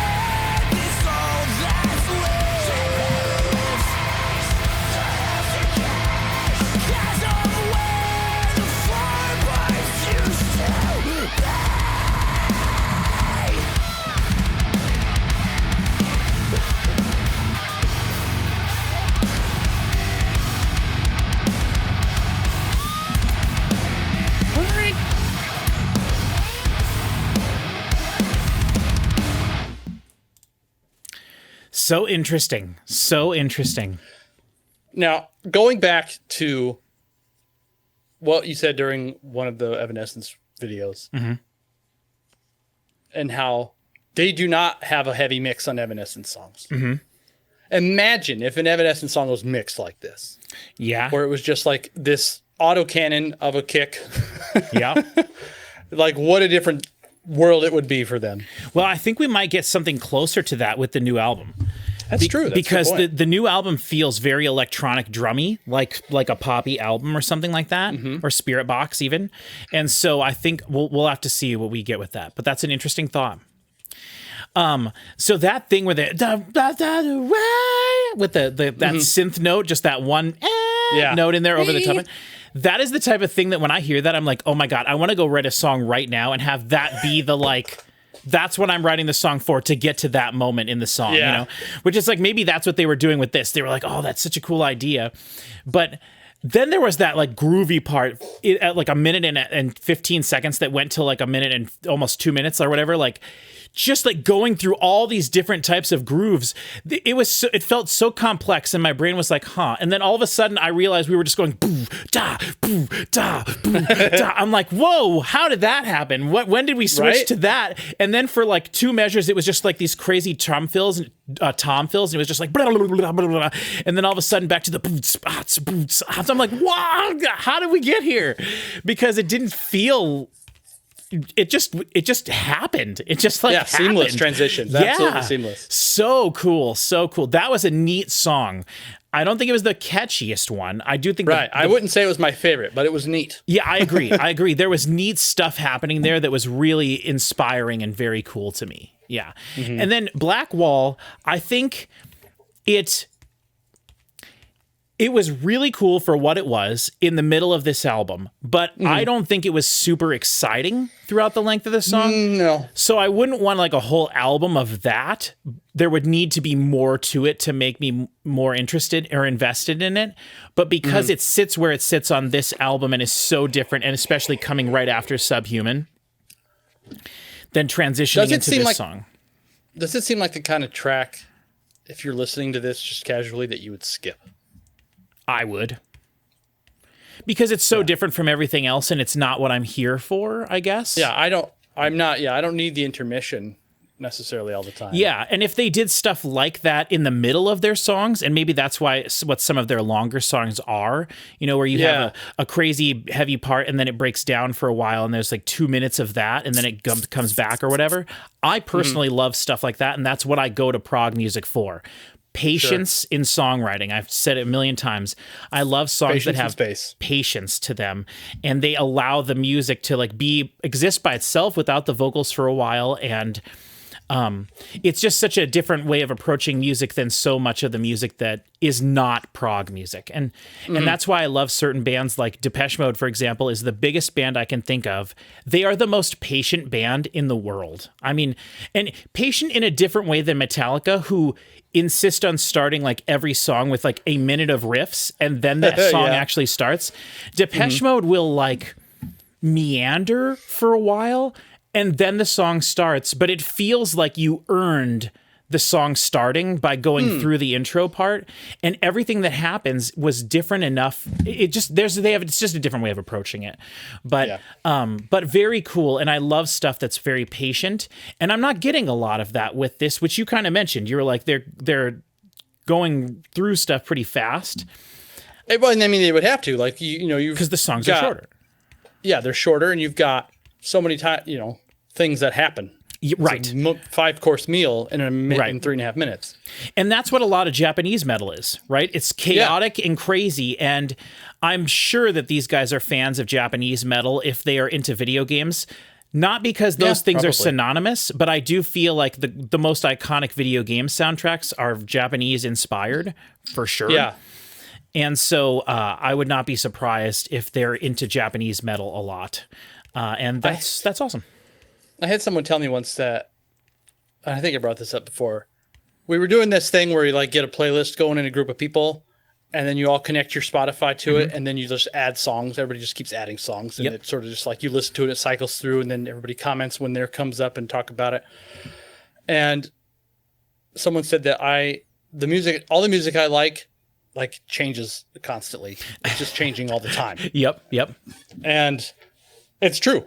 Ever since she said that, I was like, oh man, yeah, all my favorite stuff is like Metallica changes all the time. Fear and Loathing in Las Vegas, anything Japanese, like it's always and something else and then something else. And it's like, yeah, I mean, it's just more interesting. Yeah. And this definitely fits into that. Periphery definitely fits into that. So yeah, we'll have to, if people like this reaction and it gets decent views at all, I would a billion% be willing to go through some of their other albums. So I think we should definitely do the previous one, Hail Stand. Oh, I guess it's not previous. That's 2 albums ago, but that's... Oh, yeah, you're right. See, I would love for people to tell us what they think is the best produced Periphery album, which one sounds the best in your opinion, which one is your favorite, and then if we were going to react to maybe, let's say, 1 or 2 more, which maybe we would do more, maybe, it all depends. Let us know which ones you'd like us to react to, because I would be willing. Something I was going to bring up a couple of times based on what happened earlier. Their self-titled album, then Periphery 2, then Juggernaut, then Periphery 3, then Periphery 4, Hail Stand, and then 5, Djent is not a genre. So they were numbering them all the way 2 through 5. So I don't think that they're necessarily connected to each other other than just being numbered, because they all have like a 3 colon something. Well, but the Juggernaut one is not, I don't think. Right. Juggernaut is not, and this one is not. These are the only 2 albums they have. That right, and so that's why I was kind of curious. I was like, I wonder if there's something about these, if they approached them differently. Because like I mentioned earlier, Cody and I just started going through the Deer. I don't know if Cody's gonna join me or not, but we're going through the Deer Hunters catalog and their discography, and their albums are called Act 1, Act 2, Act 3, Act 4. Oh, okay. And then they did a whole other thing that wasn't related to that at all, but it was still under their Deer Hunter name. So they titled it something else. And then they came back and did Act 4, Act 5. And then they did something else. And now they're on to this new project that's a series of 3 albums, or actually 2 albums and a single. And so those are all named something different, but they all have the same artwork on the front. So you can tell how they are related. Yeah, And there probably is a relationship there. so I was curious about that. So let us know that in the comments too. Okay, moving on to track 9, Carry On. And we'll see what happens. In 3, 2, 1. I was going to make a joke about Carry On My Wayward Son, but I'm glad you didn't. I didn't. I held it in. And then I said it anyway, like you always accuse me of doing.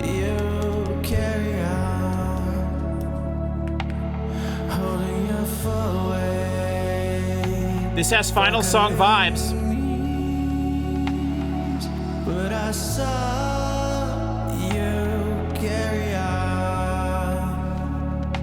Stay in the line. Ooh, Stay in the line. Yes, this is a lot of purity ring things happening here, and I love that type of stuff. The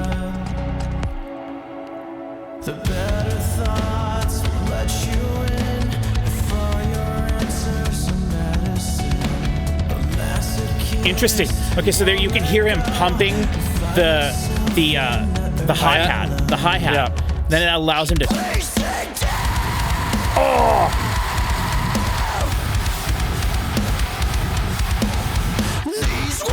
Ooh.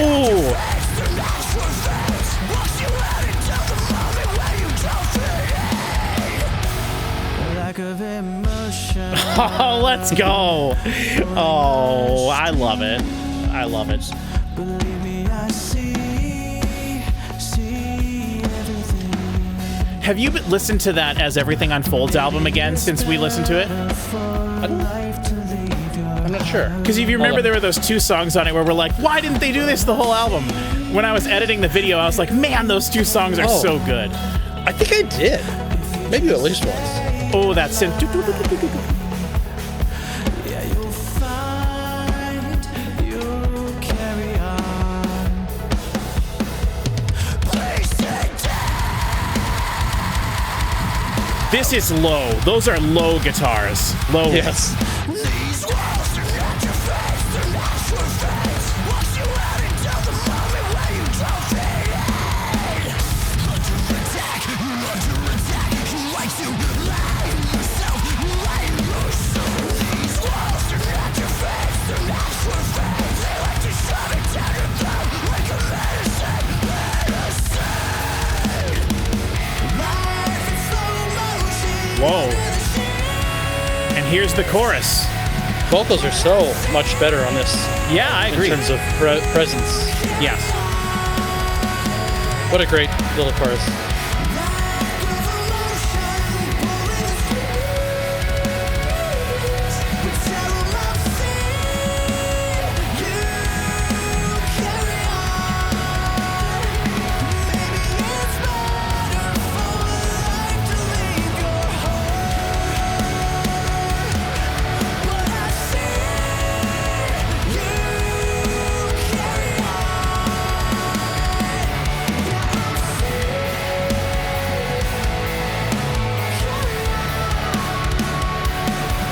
Very cool vocal treatment there. You carry on. Catchy. That was the catchiest Great. thing we've heard. Yes. And I do think Yeah. that was the same vocal part that had happened earlier in the song. He wasn't screaming it. Because I was like, oh, where is this coming out of nowhere 3/4 of the way through the song? But it wasn't. It was the part that was, I think it was the same part that was repeated already twice. And it just, yeah, oh, that was so cool.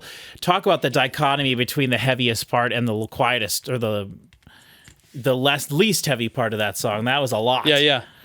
A lot. And that's I think you were the one that when I Disagree came out, yeah. and like that hot switch that she does in Concrete, like being able to mix a song that does both of those things seems really hard. Yeah. Yeah.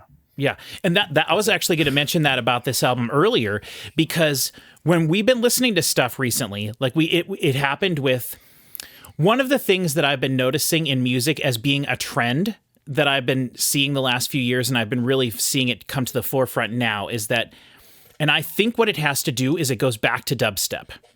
And which I love, and Chris, I love it when we find stuff like this that we can talk about and be like, oh, let's listen for this moving forward with everything we do. But yeah, and this is something that's not new. This has happened in music a lot. But one thing that dubstep introduced to music, mainstream music, and this is not mainstream, so you have to follow me on this journey for a second here, is the idea of, right, with a lot of electronic music, you wait for the drop, right? So, but what happens throughout the song is the song builds and then there's the release of the tension, right? Mm-hmm. And with dubstep, it changed it just a little bit by building, and then there's always a pause. Always. There's a pause before it so that everything can go away. And then there's usually some super high fidelity, high frequency only, like little sample or something, or little tiny sound that then you get crushed, right? Yeah. Did everybody get pause? Ding. Exactly, right. Whereas I feel like, and again, that's something that's happened for a long time, but a lot of electronic music before that would build, soar, right?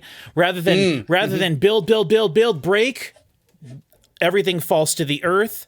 And then the crushing, we're talking in terms of metal and dubstep or whatever, then the crushing thing happens, right? And so what I'm seeing with a lot of modern metal is I was listening to an album just the other day, and I did a reaction to it. My reaction comes out in a couple days, to an artist named Magdalene Rose. And two things about their album. One, no high frequencies whatsoever. Absolutely terrible. but two, every single song, multiple times, like before every chorus, basically, the song would completely stop. She would say something, and then it would go into the heavy part. Now, whether I'm not saying it was necessarily crushing, there was a lot of Paramore in this as well. But I think that is becoming such a thing that we need to slow our roll a little bit. Every single song has the and it's like, we do not need that. But the reason I bring that up is because on this album, it's happened several times. But what happens beforehand is, and it's a compression thing, we talk about it all the time, when music is overcompressed, when everything's going full tilt, everything's being compressed to the absolute limit of the compression on that album. But then when everything goes away for a second and a person says one little tiny thing, that little tiny thing that they're saying should feel small, right? It shouldn't feel the same size as the enormity when it comes in. And that's where we're getting the overcompression of today in modern music. Those tiny things should sound tiny. But in electronic music especially, what they do is they suck out the low frequencies. And so great example is Satisfy, right? Like one of the greatest things of all time, Satisfy by Nero. There's no mid to low frequencies in the vocal track of that album, of that song at all. I mean, across that whole album, there's none. It's just high frequencies. And what that allows it to do is to sit on top of everything. And then when the low frequencies come in, you are just destroyed beyond belief. And it's the greatest sounding thing ever. It's so good, man. They're utilizing those same techniques in metal a lot now. And I find it to be a little bit disheartening. I'm like, okay, I see this. We don't need this every song, people. We don't need every chorus to do this. I want bands to transition without having to stop and then just do something different.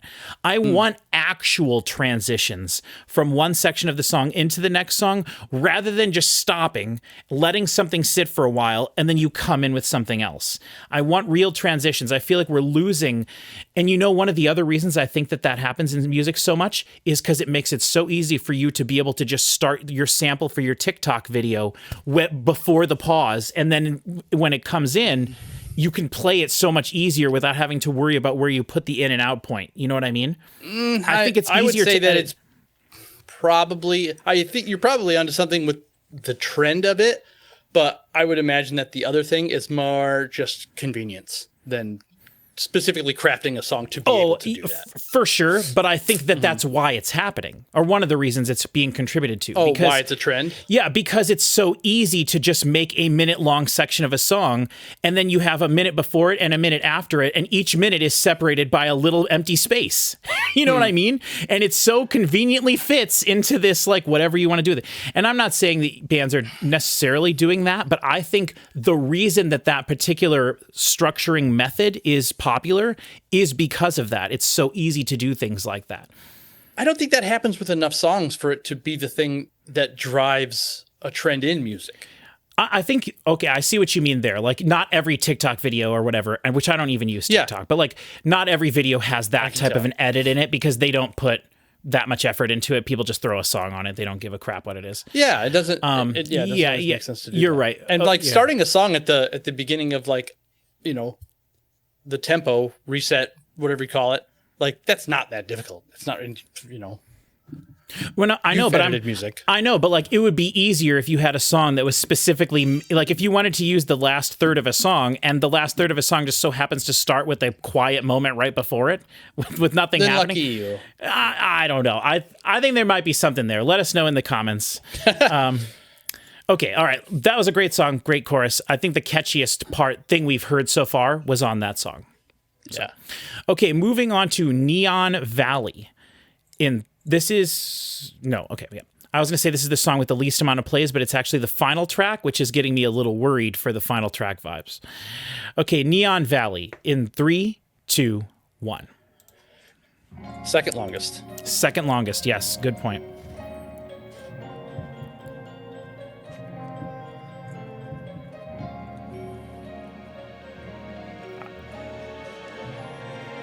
I mean, this is a sample. This is awesome.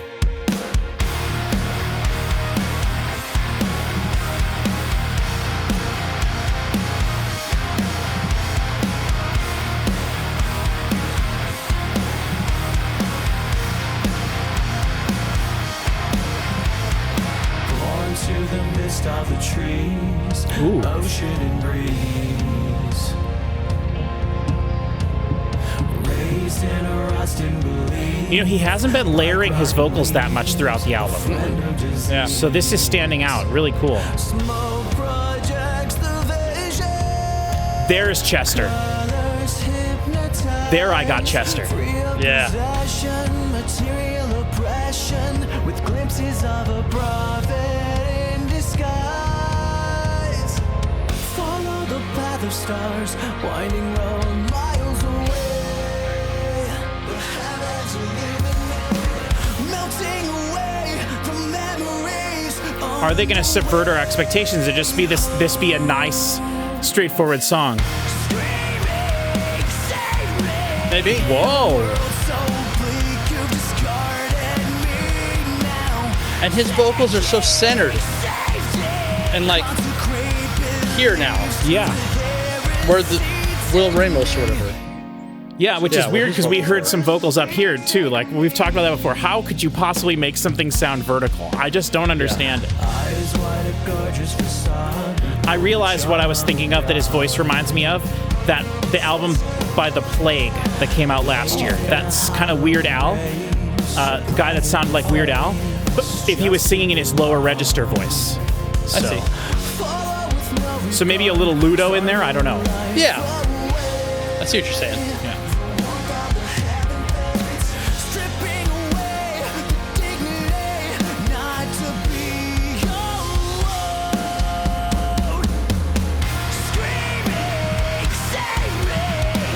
Also,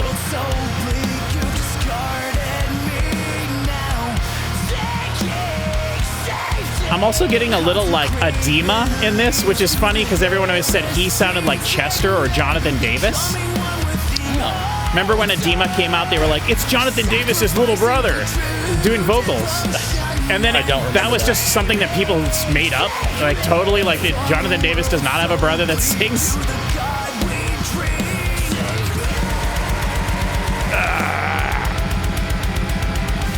So that's a blast beat with the snare drum. Yep.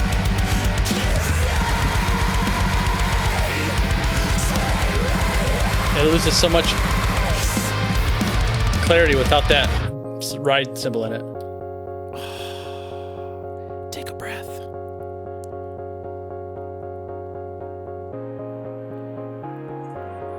I love when I hear music that just makes me think about music in a fun way, in a different way. Like, I love it. Yeah. Like, that was such a special part because the rest of this just feels so big and busy. And that was so cool because it was just by itself. I love that kind of stuff. That being said, I'm not really vibing with this song as much. I hear you. That guy's such a good vocalist, though. He is, man. Yeah.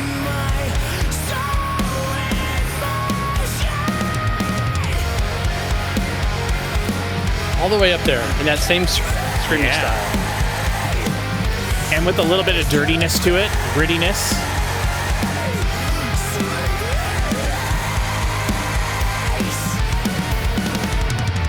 Screaming, save me in a world so bleak. You've discarded me now.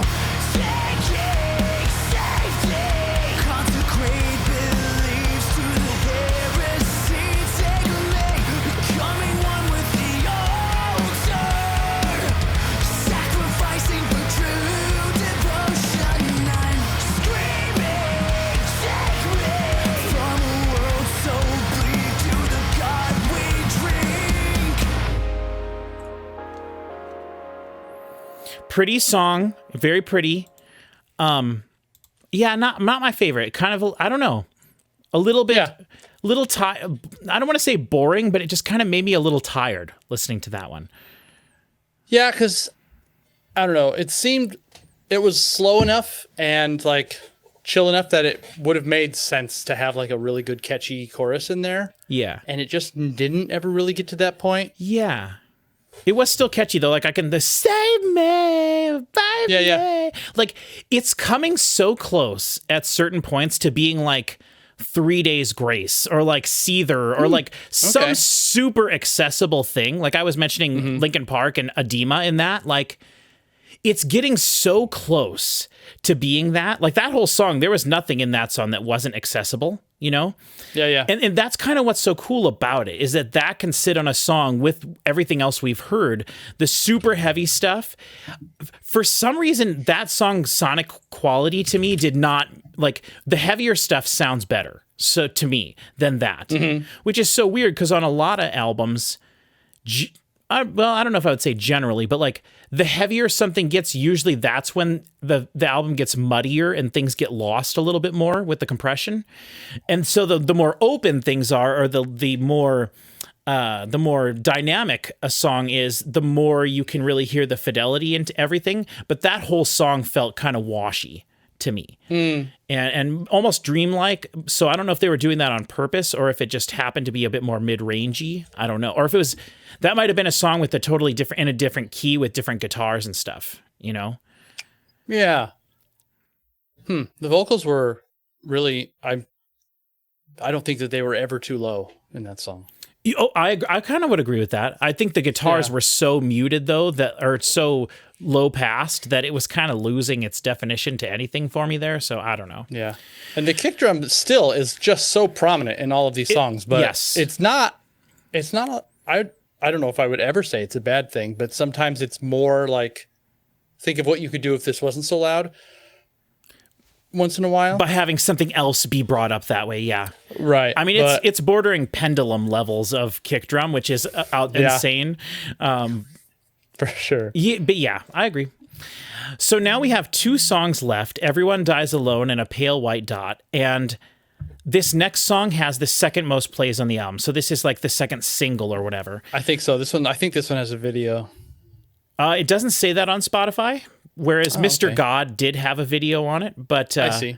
But this song does not on Spotify, at least. I'm not saying it doesn't, but but this, I'm always curious. We talk here on the channel. This is about my theme this year is Final Song Vibes, is the last track in that Final Song Vibes.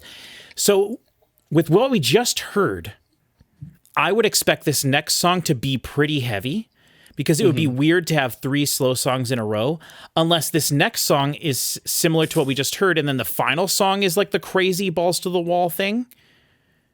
I don't know. I feel like the last song is going to be just like almost a sleepy outro. That's what I'm guessing. Yeah, and it has the least amount of plays, but it's the final song on the album, and you can see literally the plays going down by like 1,000 or so each as people drift off from the album or get distracted. Yeah. So, all right, we'll see what the penultimate song is, and yeah. So this is "Everyone Dies Alone" in 3, 2, 1.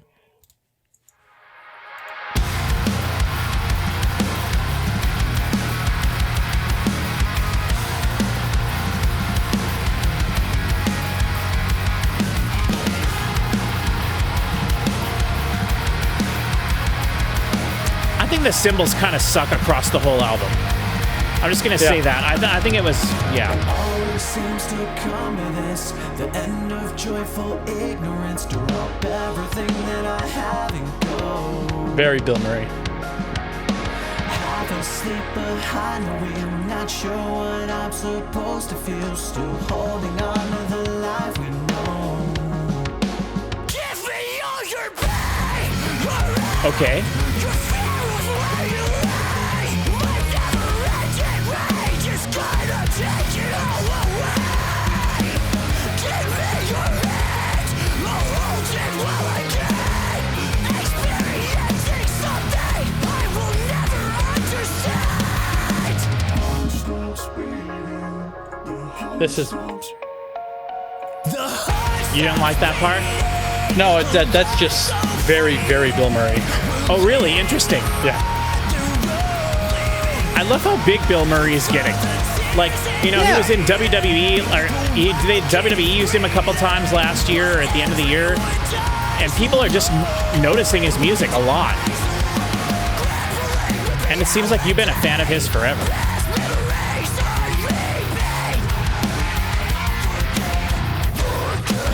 Let's try that EQ, putting it back on here. Oh, okay.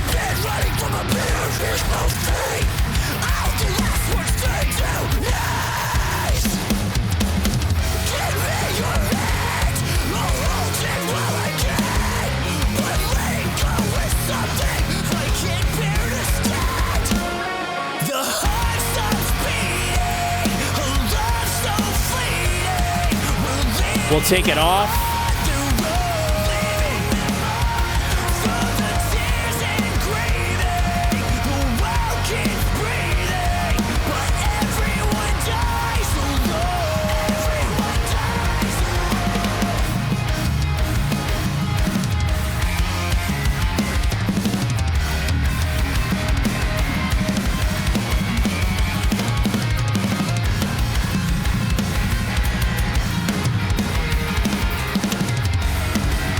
Drums are going nuts. They are. And they sound... The toms and the kick and the snare sound okay. I do... Across the whole album, the kick has had less... Or has had more high frequencies in it than the snare the entire time. Okay. Which is interesting.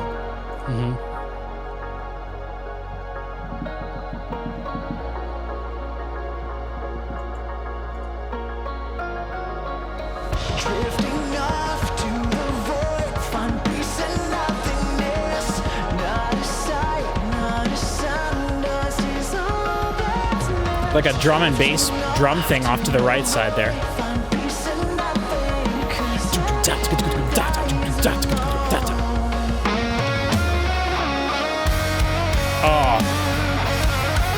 Oh, yeah.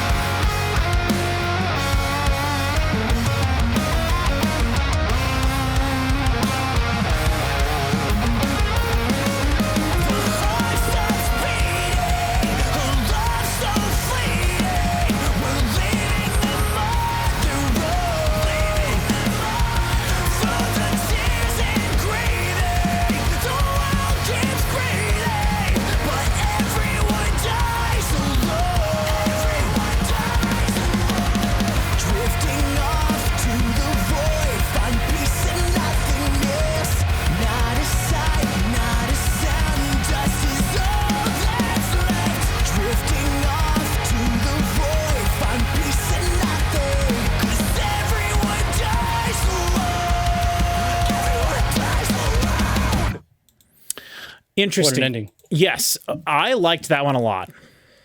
Okay, good. I did. I think it felt like the 2 or 3 other songs on the album that were super accessible, like and like straightforward, but there was something extra to that one. I love the guitar solo, love that. And it actually, when the guitar solo was playing, it actually made me think about what I was talking about at the beginning of the album and the difference between the showman style of guitar.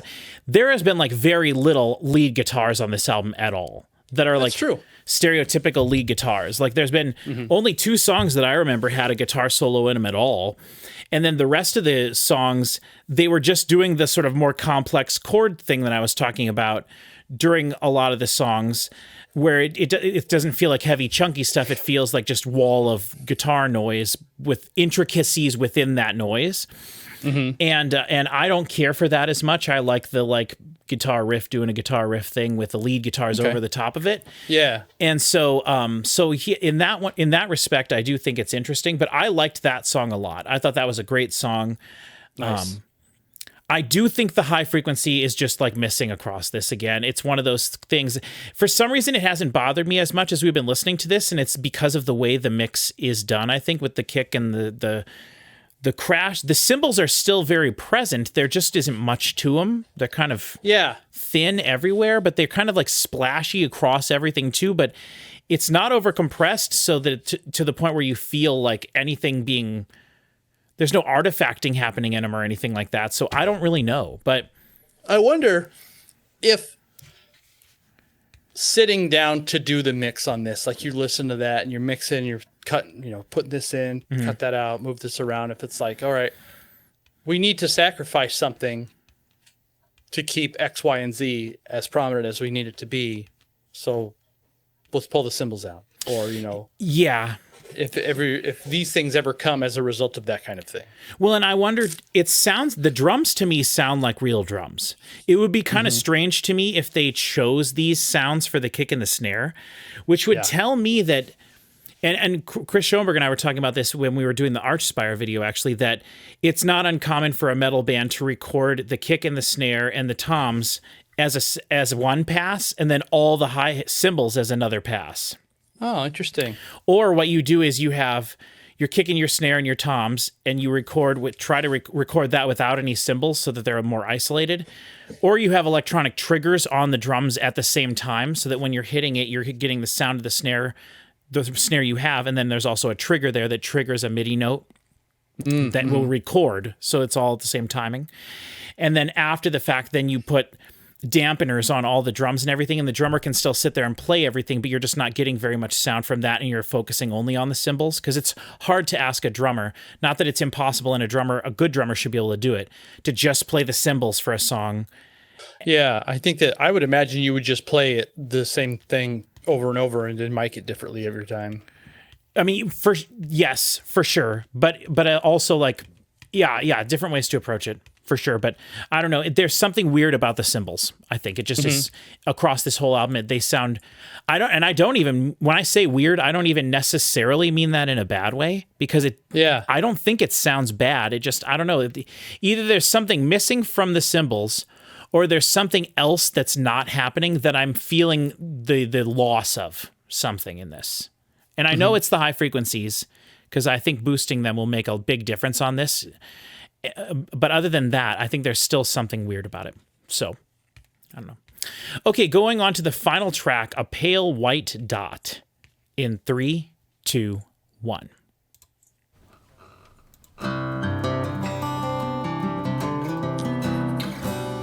Interesting. Yeah. I think mono.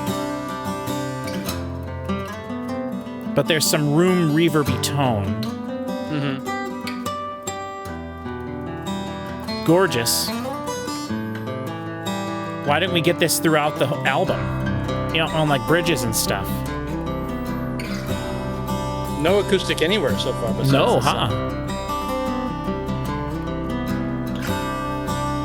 Obviously, it's tougher to do that live.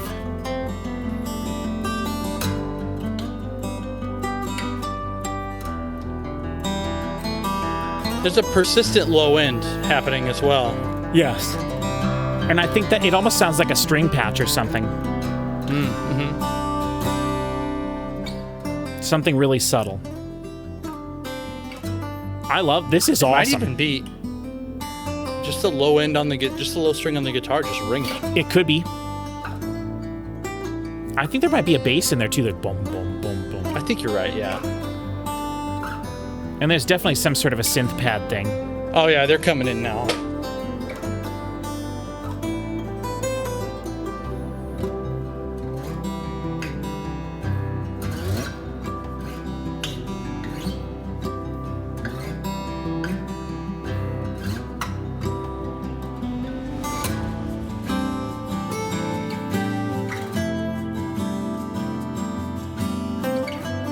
Wow.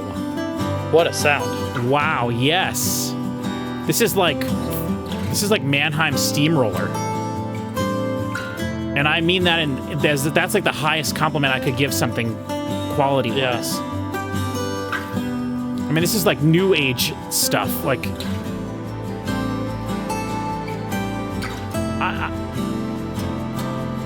if you could mix this into this everything we heard, this would be like the coolest thing ever.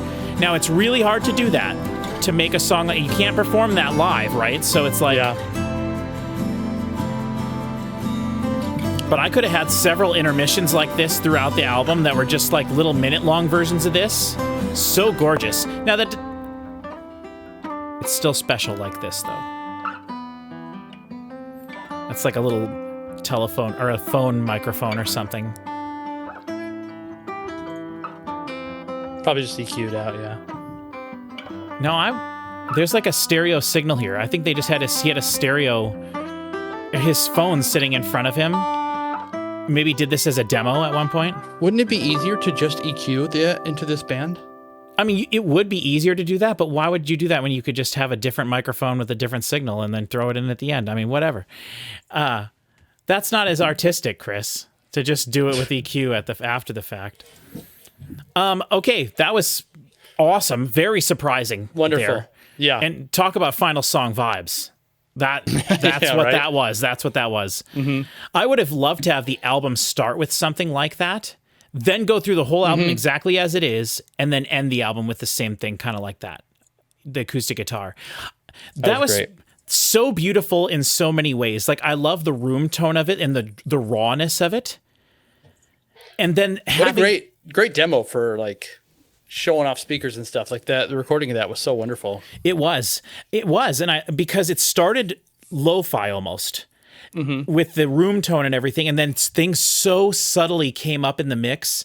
And then all of a sudden they're doubling the guitar and it's just clean and crisp and clear. The doubling, it sounded so nice. It sounded so good. I wasn't joking when I said this is like Mannheim Steamroller new age stuff, like Enya, could do that, so it's like, that was really cool. Very cool. I would love to have, and I understand why bands don't do it, but that's why some of my favorite bands are some of my favorite bands, like Mook. They are not afraid to have their metal song feature acoustic guitars just throughout the song. Why not? That's awesome. I love bands that do stuff like that. And so, or piano or whatever, and that kind of stuff is so special to me. And we talk about that so much, the idea of leaving stuff on the cutting room floor or whatever, because they can't perform it live. But like, I don't even know, maybe that song wouldn't have been as special had it not just been at the end of the album like that. I think that did make it feel more special too. So, okay, moving into overall thoughts on the album. How do you feel about this, having heard a Periphery album before? I think that this album as a whole is more listenable than Periphery 4. I've listened to 5 a couple of times, but it didn't really stick with me. They do have a type of music where it's like when it gets super heavy, it can be kind of exhausting. And Reptile, despite being one of my favorite songs, like that album is otherwise, I don't know, it's not bad at all. But I don't know, it's always difficult to come up with an overall sort of rating for this kind of music, because it's not very often that I think to myself, oh, I want to go listen to like some prog metal Periphery type stuff. Sure. And it just doesn't really grab me in the way that I find myself having that feeling. Like I do very frequently, not so much these days, but years ago, only a couple of years ago, would randomly be like, I got to listen to Reptile. And then I would go do that. But I don't ever think that about these albums. And that's not in there. That's not a complaint. It's just true. And I'll probably give this one a few more listens because I imagine I'll stick it on my top 12 contenders playlist, and we'll see where it shakes out at the end of the year. But it's good. It's a great representation of Periphery, I'd say. Okay, interesting. Because that was one of the things I was curious about. Like, is this because there was some of this was so accessible to me, it was like bordering on, like I said, like 3 Days Grace, or some like the most accessible kind of generic rock thing you could have, or Three Doors Down even, or something like that. And I don't mean that in a bad way, because I am not ashamed to like the most popular things in the world. And so those elements of it I thought were interesting, but it was kind of jarring to have some of that stuff be right next to super, super heavy stuff. And we talked about it throughout the album, but like you and I are generally the type of people who enjoy songs that change up from song to song, or even within its own song from part to part within a single song. And for some reason on this album, the whole thing just felt kind of tedious to me, like the whole album. And we say it every video, but like sitting here and listening to the song and then talking about it for 10 minutes is probably not the best way to experience the album. Listening to it from front to back is the best way to do it. And so when I listen to this album again, after I probably pump up the high frequencies myself, or turn the treble knob up, I suspect that this album will be one that you over time end up really liking a lot. I think that could be the case, because I think listening to it more together will bring those disparaging parts to the forefront even more. Like the heavy stuff will stand out more, the slower stuff will stand out more. I love this way the album ended. I thought that was fantastic. I think the first track was really weird, and I kind of hated it now in retrospect, looking back. And I just don't understand why bands insist on putting the wonkiest, dumbest song on your album. And I'm not saying it's dumb. I'm just saying it's the dumbest song on this album. I don't know why bands keep doing that at the beginning of their albums. It's so strange to me, unless, like, I was thinking, like, maybe that's a better representation of what Periphery normally is, and so they wanted to give their fans what they thought their fans would want. And then the album, like, I don't know how accessible they are on some of their stuff, you know, like it really varies. Like they, you know, there was so much variety in this album within the confines of what they do. And all of their albums are kind of like that, which I love. I like that. It's worth it to listen to more of their stuff, because it isn't just the same thing every time. Sure. I do wonder also. I had this thought just now of like, maybe they also recognize that as like the weird, dumbest song on the album, and so they stick it up at the front because the curiosity-driven retention rate of the album is at its highest at the beginning, and so it's like, well, let's get this thing out of the way. Where it's like, if we put this at track 8. This goofball track might just be at the end of someone's interest, and then you don't hear the rest of it. That's a great point. Yep. You can maybe afford to put that's true. That's an interesting point. With people's attention spans being shorter and shorter, and it's so easy to move on to something else. It's not like in the day when you had to just put your record on and listen to that, or put your CD in and listen to that. Now, if you get bored at any time, you can skip to something else. Or if you're like me, you can literally just say like, hey, Google, play some different music or something, you know? It's just a few words away to play something different. And so I think that's a good point. And maybe that is a legitimate reason for bands putting weird stuff at the beginning of their album, because people are more willing to get through something weird to listen to the first 4 or 5 songs of an album before they decide whether to bounce or not. But I don't know. Yeah, it's like, well, that was weird. Okay, what's next? And then you get something less weird all the way through, and you really didn't take a ding on that first. Which we did. I mean, the first song is probably the weirdest song on there, and then the second track was the longest one, but I loved it. And then we got Mr. God, which was really nice, but there's literally no cleans on that at all. So the first 3 songs were basically, or clean vocals. The first 3 songs were basically 3 completely different ways of approaching music, and then the 4th song was super, super accessible. And I think that Heaven on Hell Heaven on High might actually be my favorite song from the album, I think. I think I'm with you on that. I just loved it. I thought it was great. But I also loved Subhuman with Will Ramos. Yeah. That was really special. Subhuman is going to be is like a song that I'll recommend to people, depending on what version of this they're interested in the most. But yeah, I think those two songs are standouts for sure. Yep, those two for me, and then Carry On and Everyone Dies Alone are the three that stand out to me. Because Carry On had the catchiest thing that we heard, but I don't know. Yeah. And then Everyone Dies Alone, I thought was just like maybe the best song on the album. Like, here's a song, straightforward, all the things we have throughout the whole album kind of condensed into this one thing, maybe minus the super heavy parts. But even though there was some screaming on it, but I don't think the guitars were super heavy on that one. I might be misremembering, but so those are the ones that stand out to me. Would be Heaven on High, Subhuman, Carry On, and Everyone Dies Alone. Those are the ones that stand out. Now, maybe on subsequent listens, different things will stand out to me, but there was a lot of stuff on this album, and I liked that aspect of it a lot. I love music that is incredibly varied across the scope of an album. I love that kind of stuff. And that's one of the things I think will be the thing that gets you liking it more over time is like there is so much stuff, and you just pick it out. Yep. Over, more listens, you're like, oh man, and there's that thing I love again. Yep. And yeah, I can't even remember which song it was that had that note that was like in the vocals. I was like, man, I think that was Malevolent.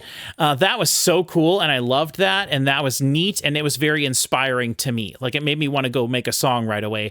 And I love it when I listen to music that makes me want to make music. I think there's just something really special about that, and I love that kind of stuff. So yeah, so for my first impression of Periphery, not what I thought they were going to be, but at the same time, kind of exactly what I thought they were going to be. I just wasn't expecting the heavy parts to be so heavy.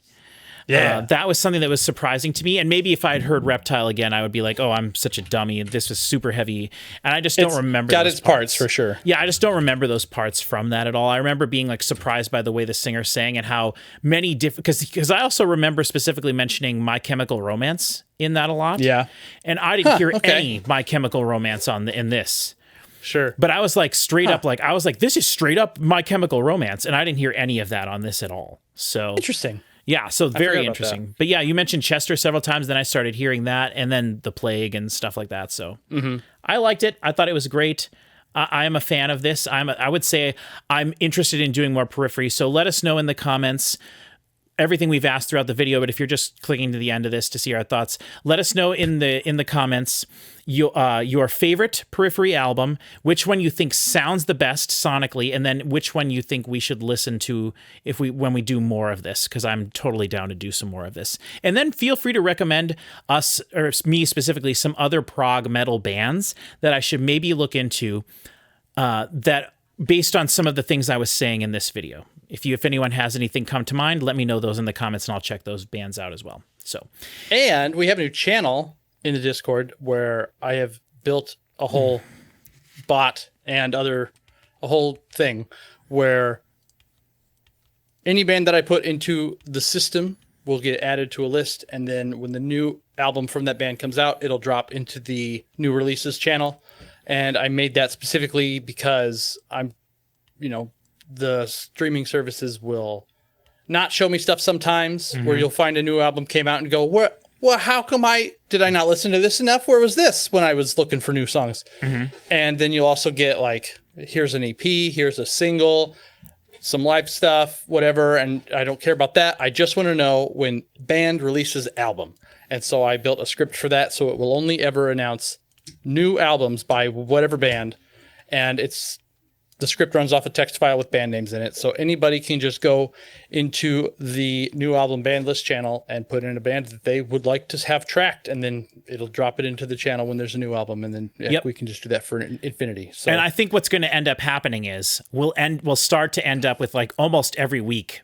We're going to, or at least multiple times every month, we're going to see things that we're excited for coming out. But I do hope so. Yeah. You and I are pretty good. I try to be good about anticipating the stuff that's coming up, but sometimes stuff creeps up. Sometimes stuff creeps up on us. So for sure. And last year was the worst. Like, there were so many bands, so many albums that I either completely missed that would have made it onto my top 12, or I was in the process of going over for the top 12 and then just it blew away out of my mind when I was making the top 12. Like it's one of the most like Lights and Bad Flower and a bunch of other ones where I'm like, wait a minute, another one? Like, it was really it was a wretched display last year. So. Yeah. That's all right. That's all right. We had fun doing it, and that's the thing that matters the most. But That's right. And actually, we're No, don't worry about it. Never mind. Okay. But anyway, yeah, all that stuff's great. So come check us out in the Discord, like Chris said. Once I get my list added there, which I don't even know how I'm going to go about doing that. Yep. I'll have to just sit on my bed with my laptop and look around me at my 4,500 CDs and be like, I typed it up over the course of like 2 or 3 weeks where I just thought, oh yeah, there's a few more, Yep. And that's probably and the there's way still stuff that needs to be added. Oh, for sure. And it will. And I'm sure a lot of the bands I would say you would be interested in too. And a lot of the bands I would have on my list are already bands you put in because they were on your list, so. But I would just want to, this is a good exercise, if nothing else, in making my list of bands that I care about. So, so that's always good. So, all right. Thank you, everybody. Check out all the stuff in the description. Come see us on Discord. Send us a comment if you want to, like and subscribe to the channel, all that good stuff. And we will see you all in the next Periphery video. You look nicer than me.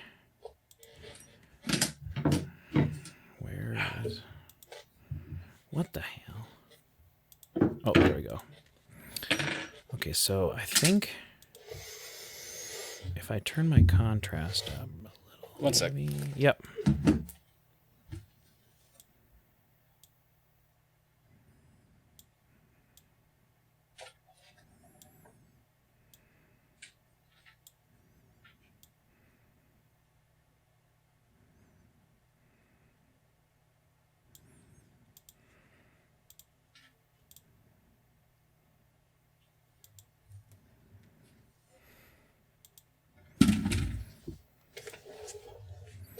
Chris, you're not going to believe what just happened to me.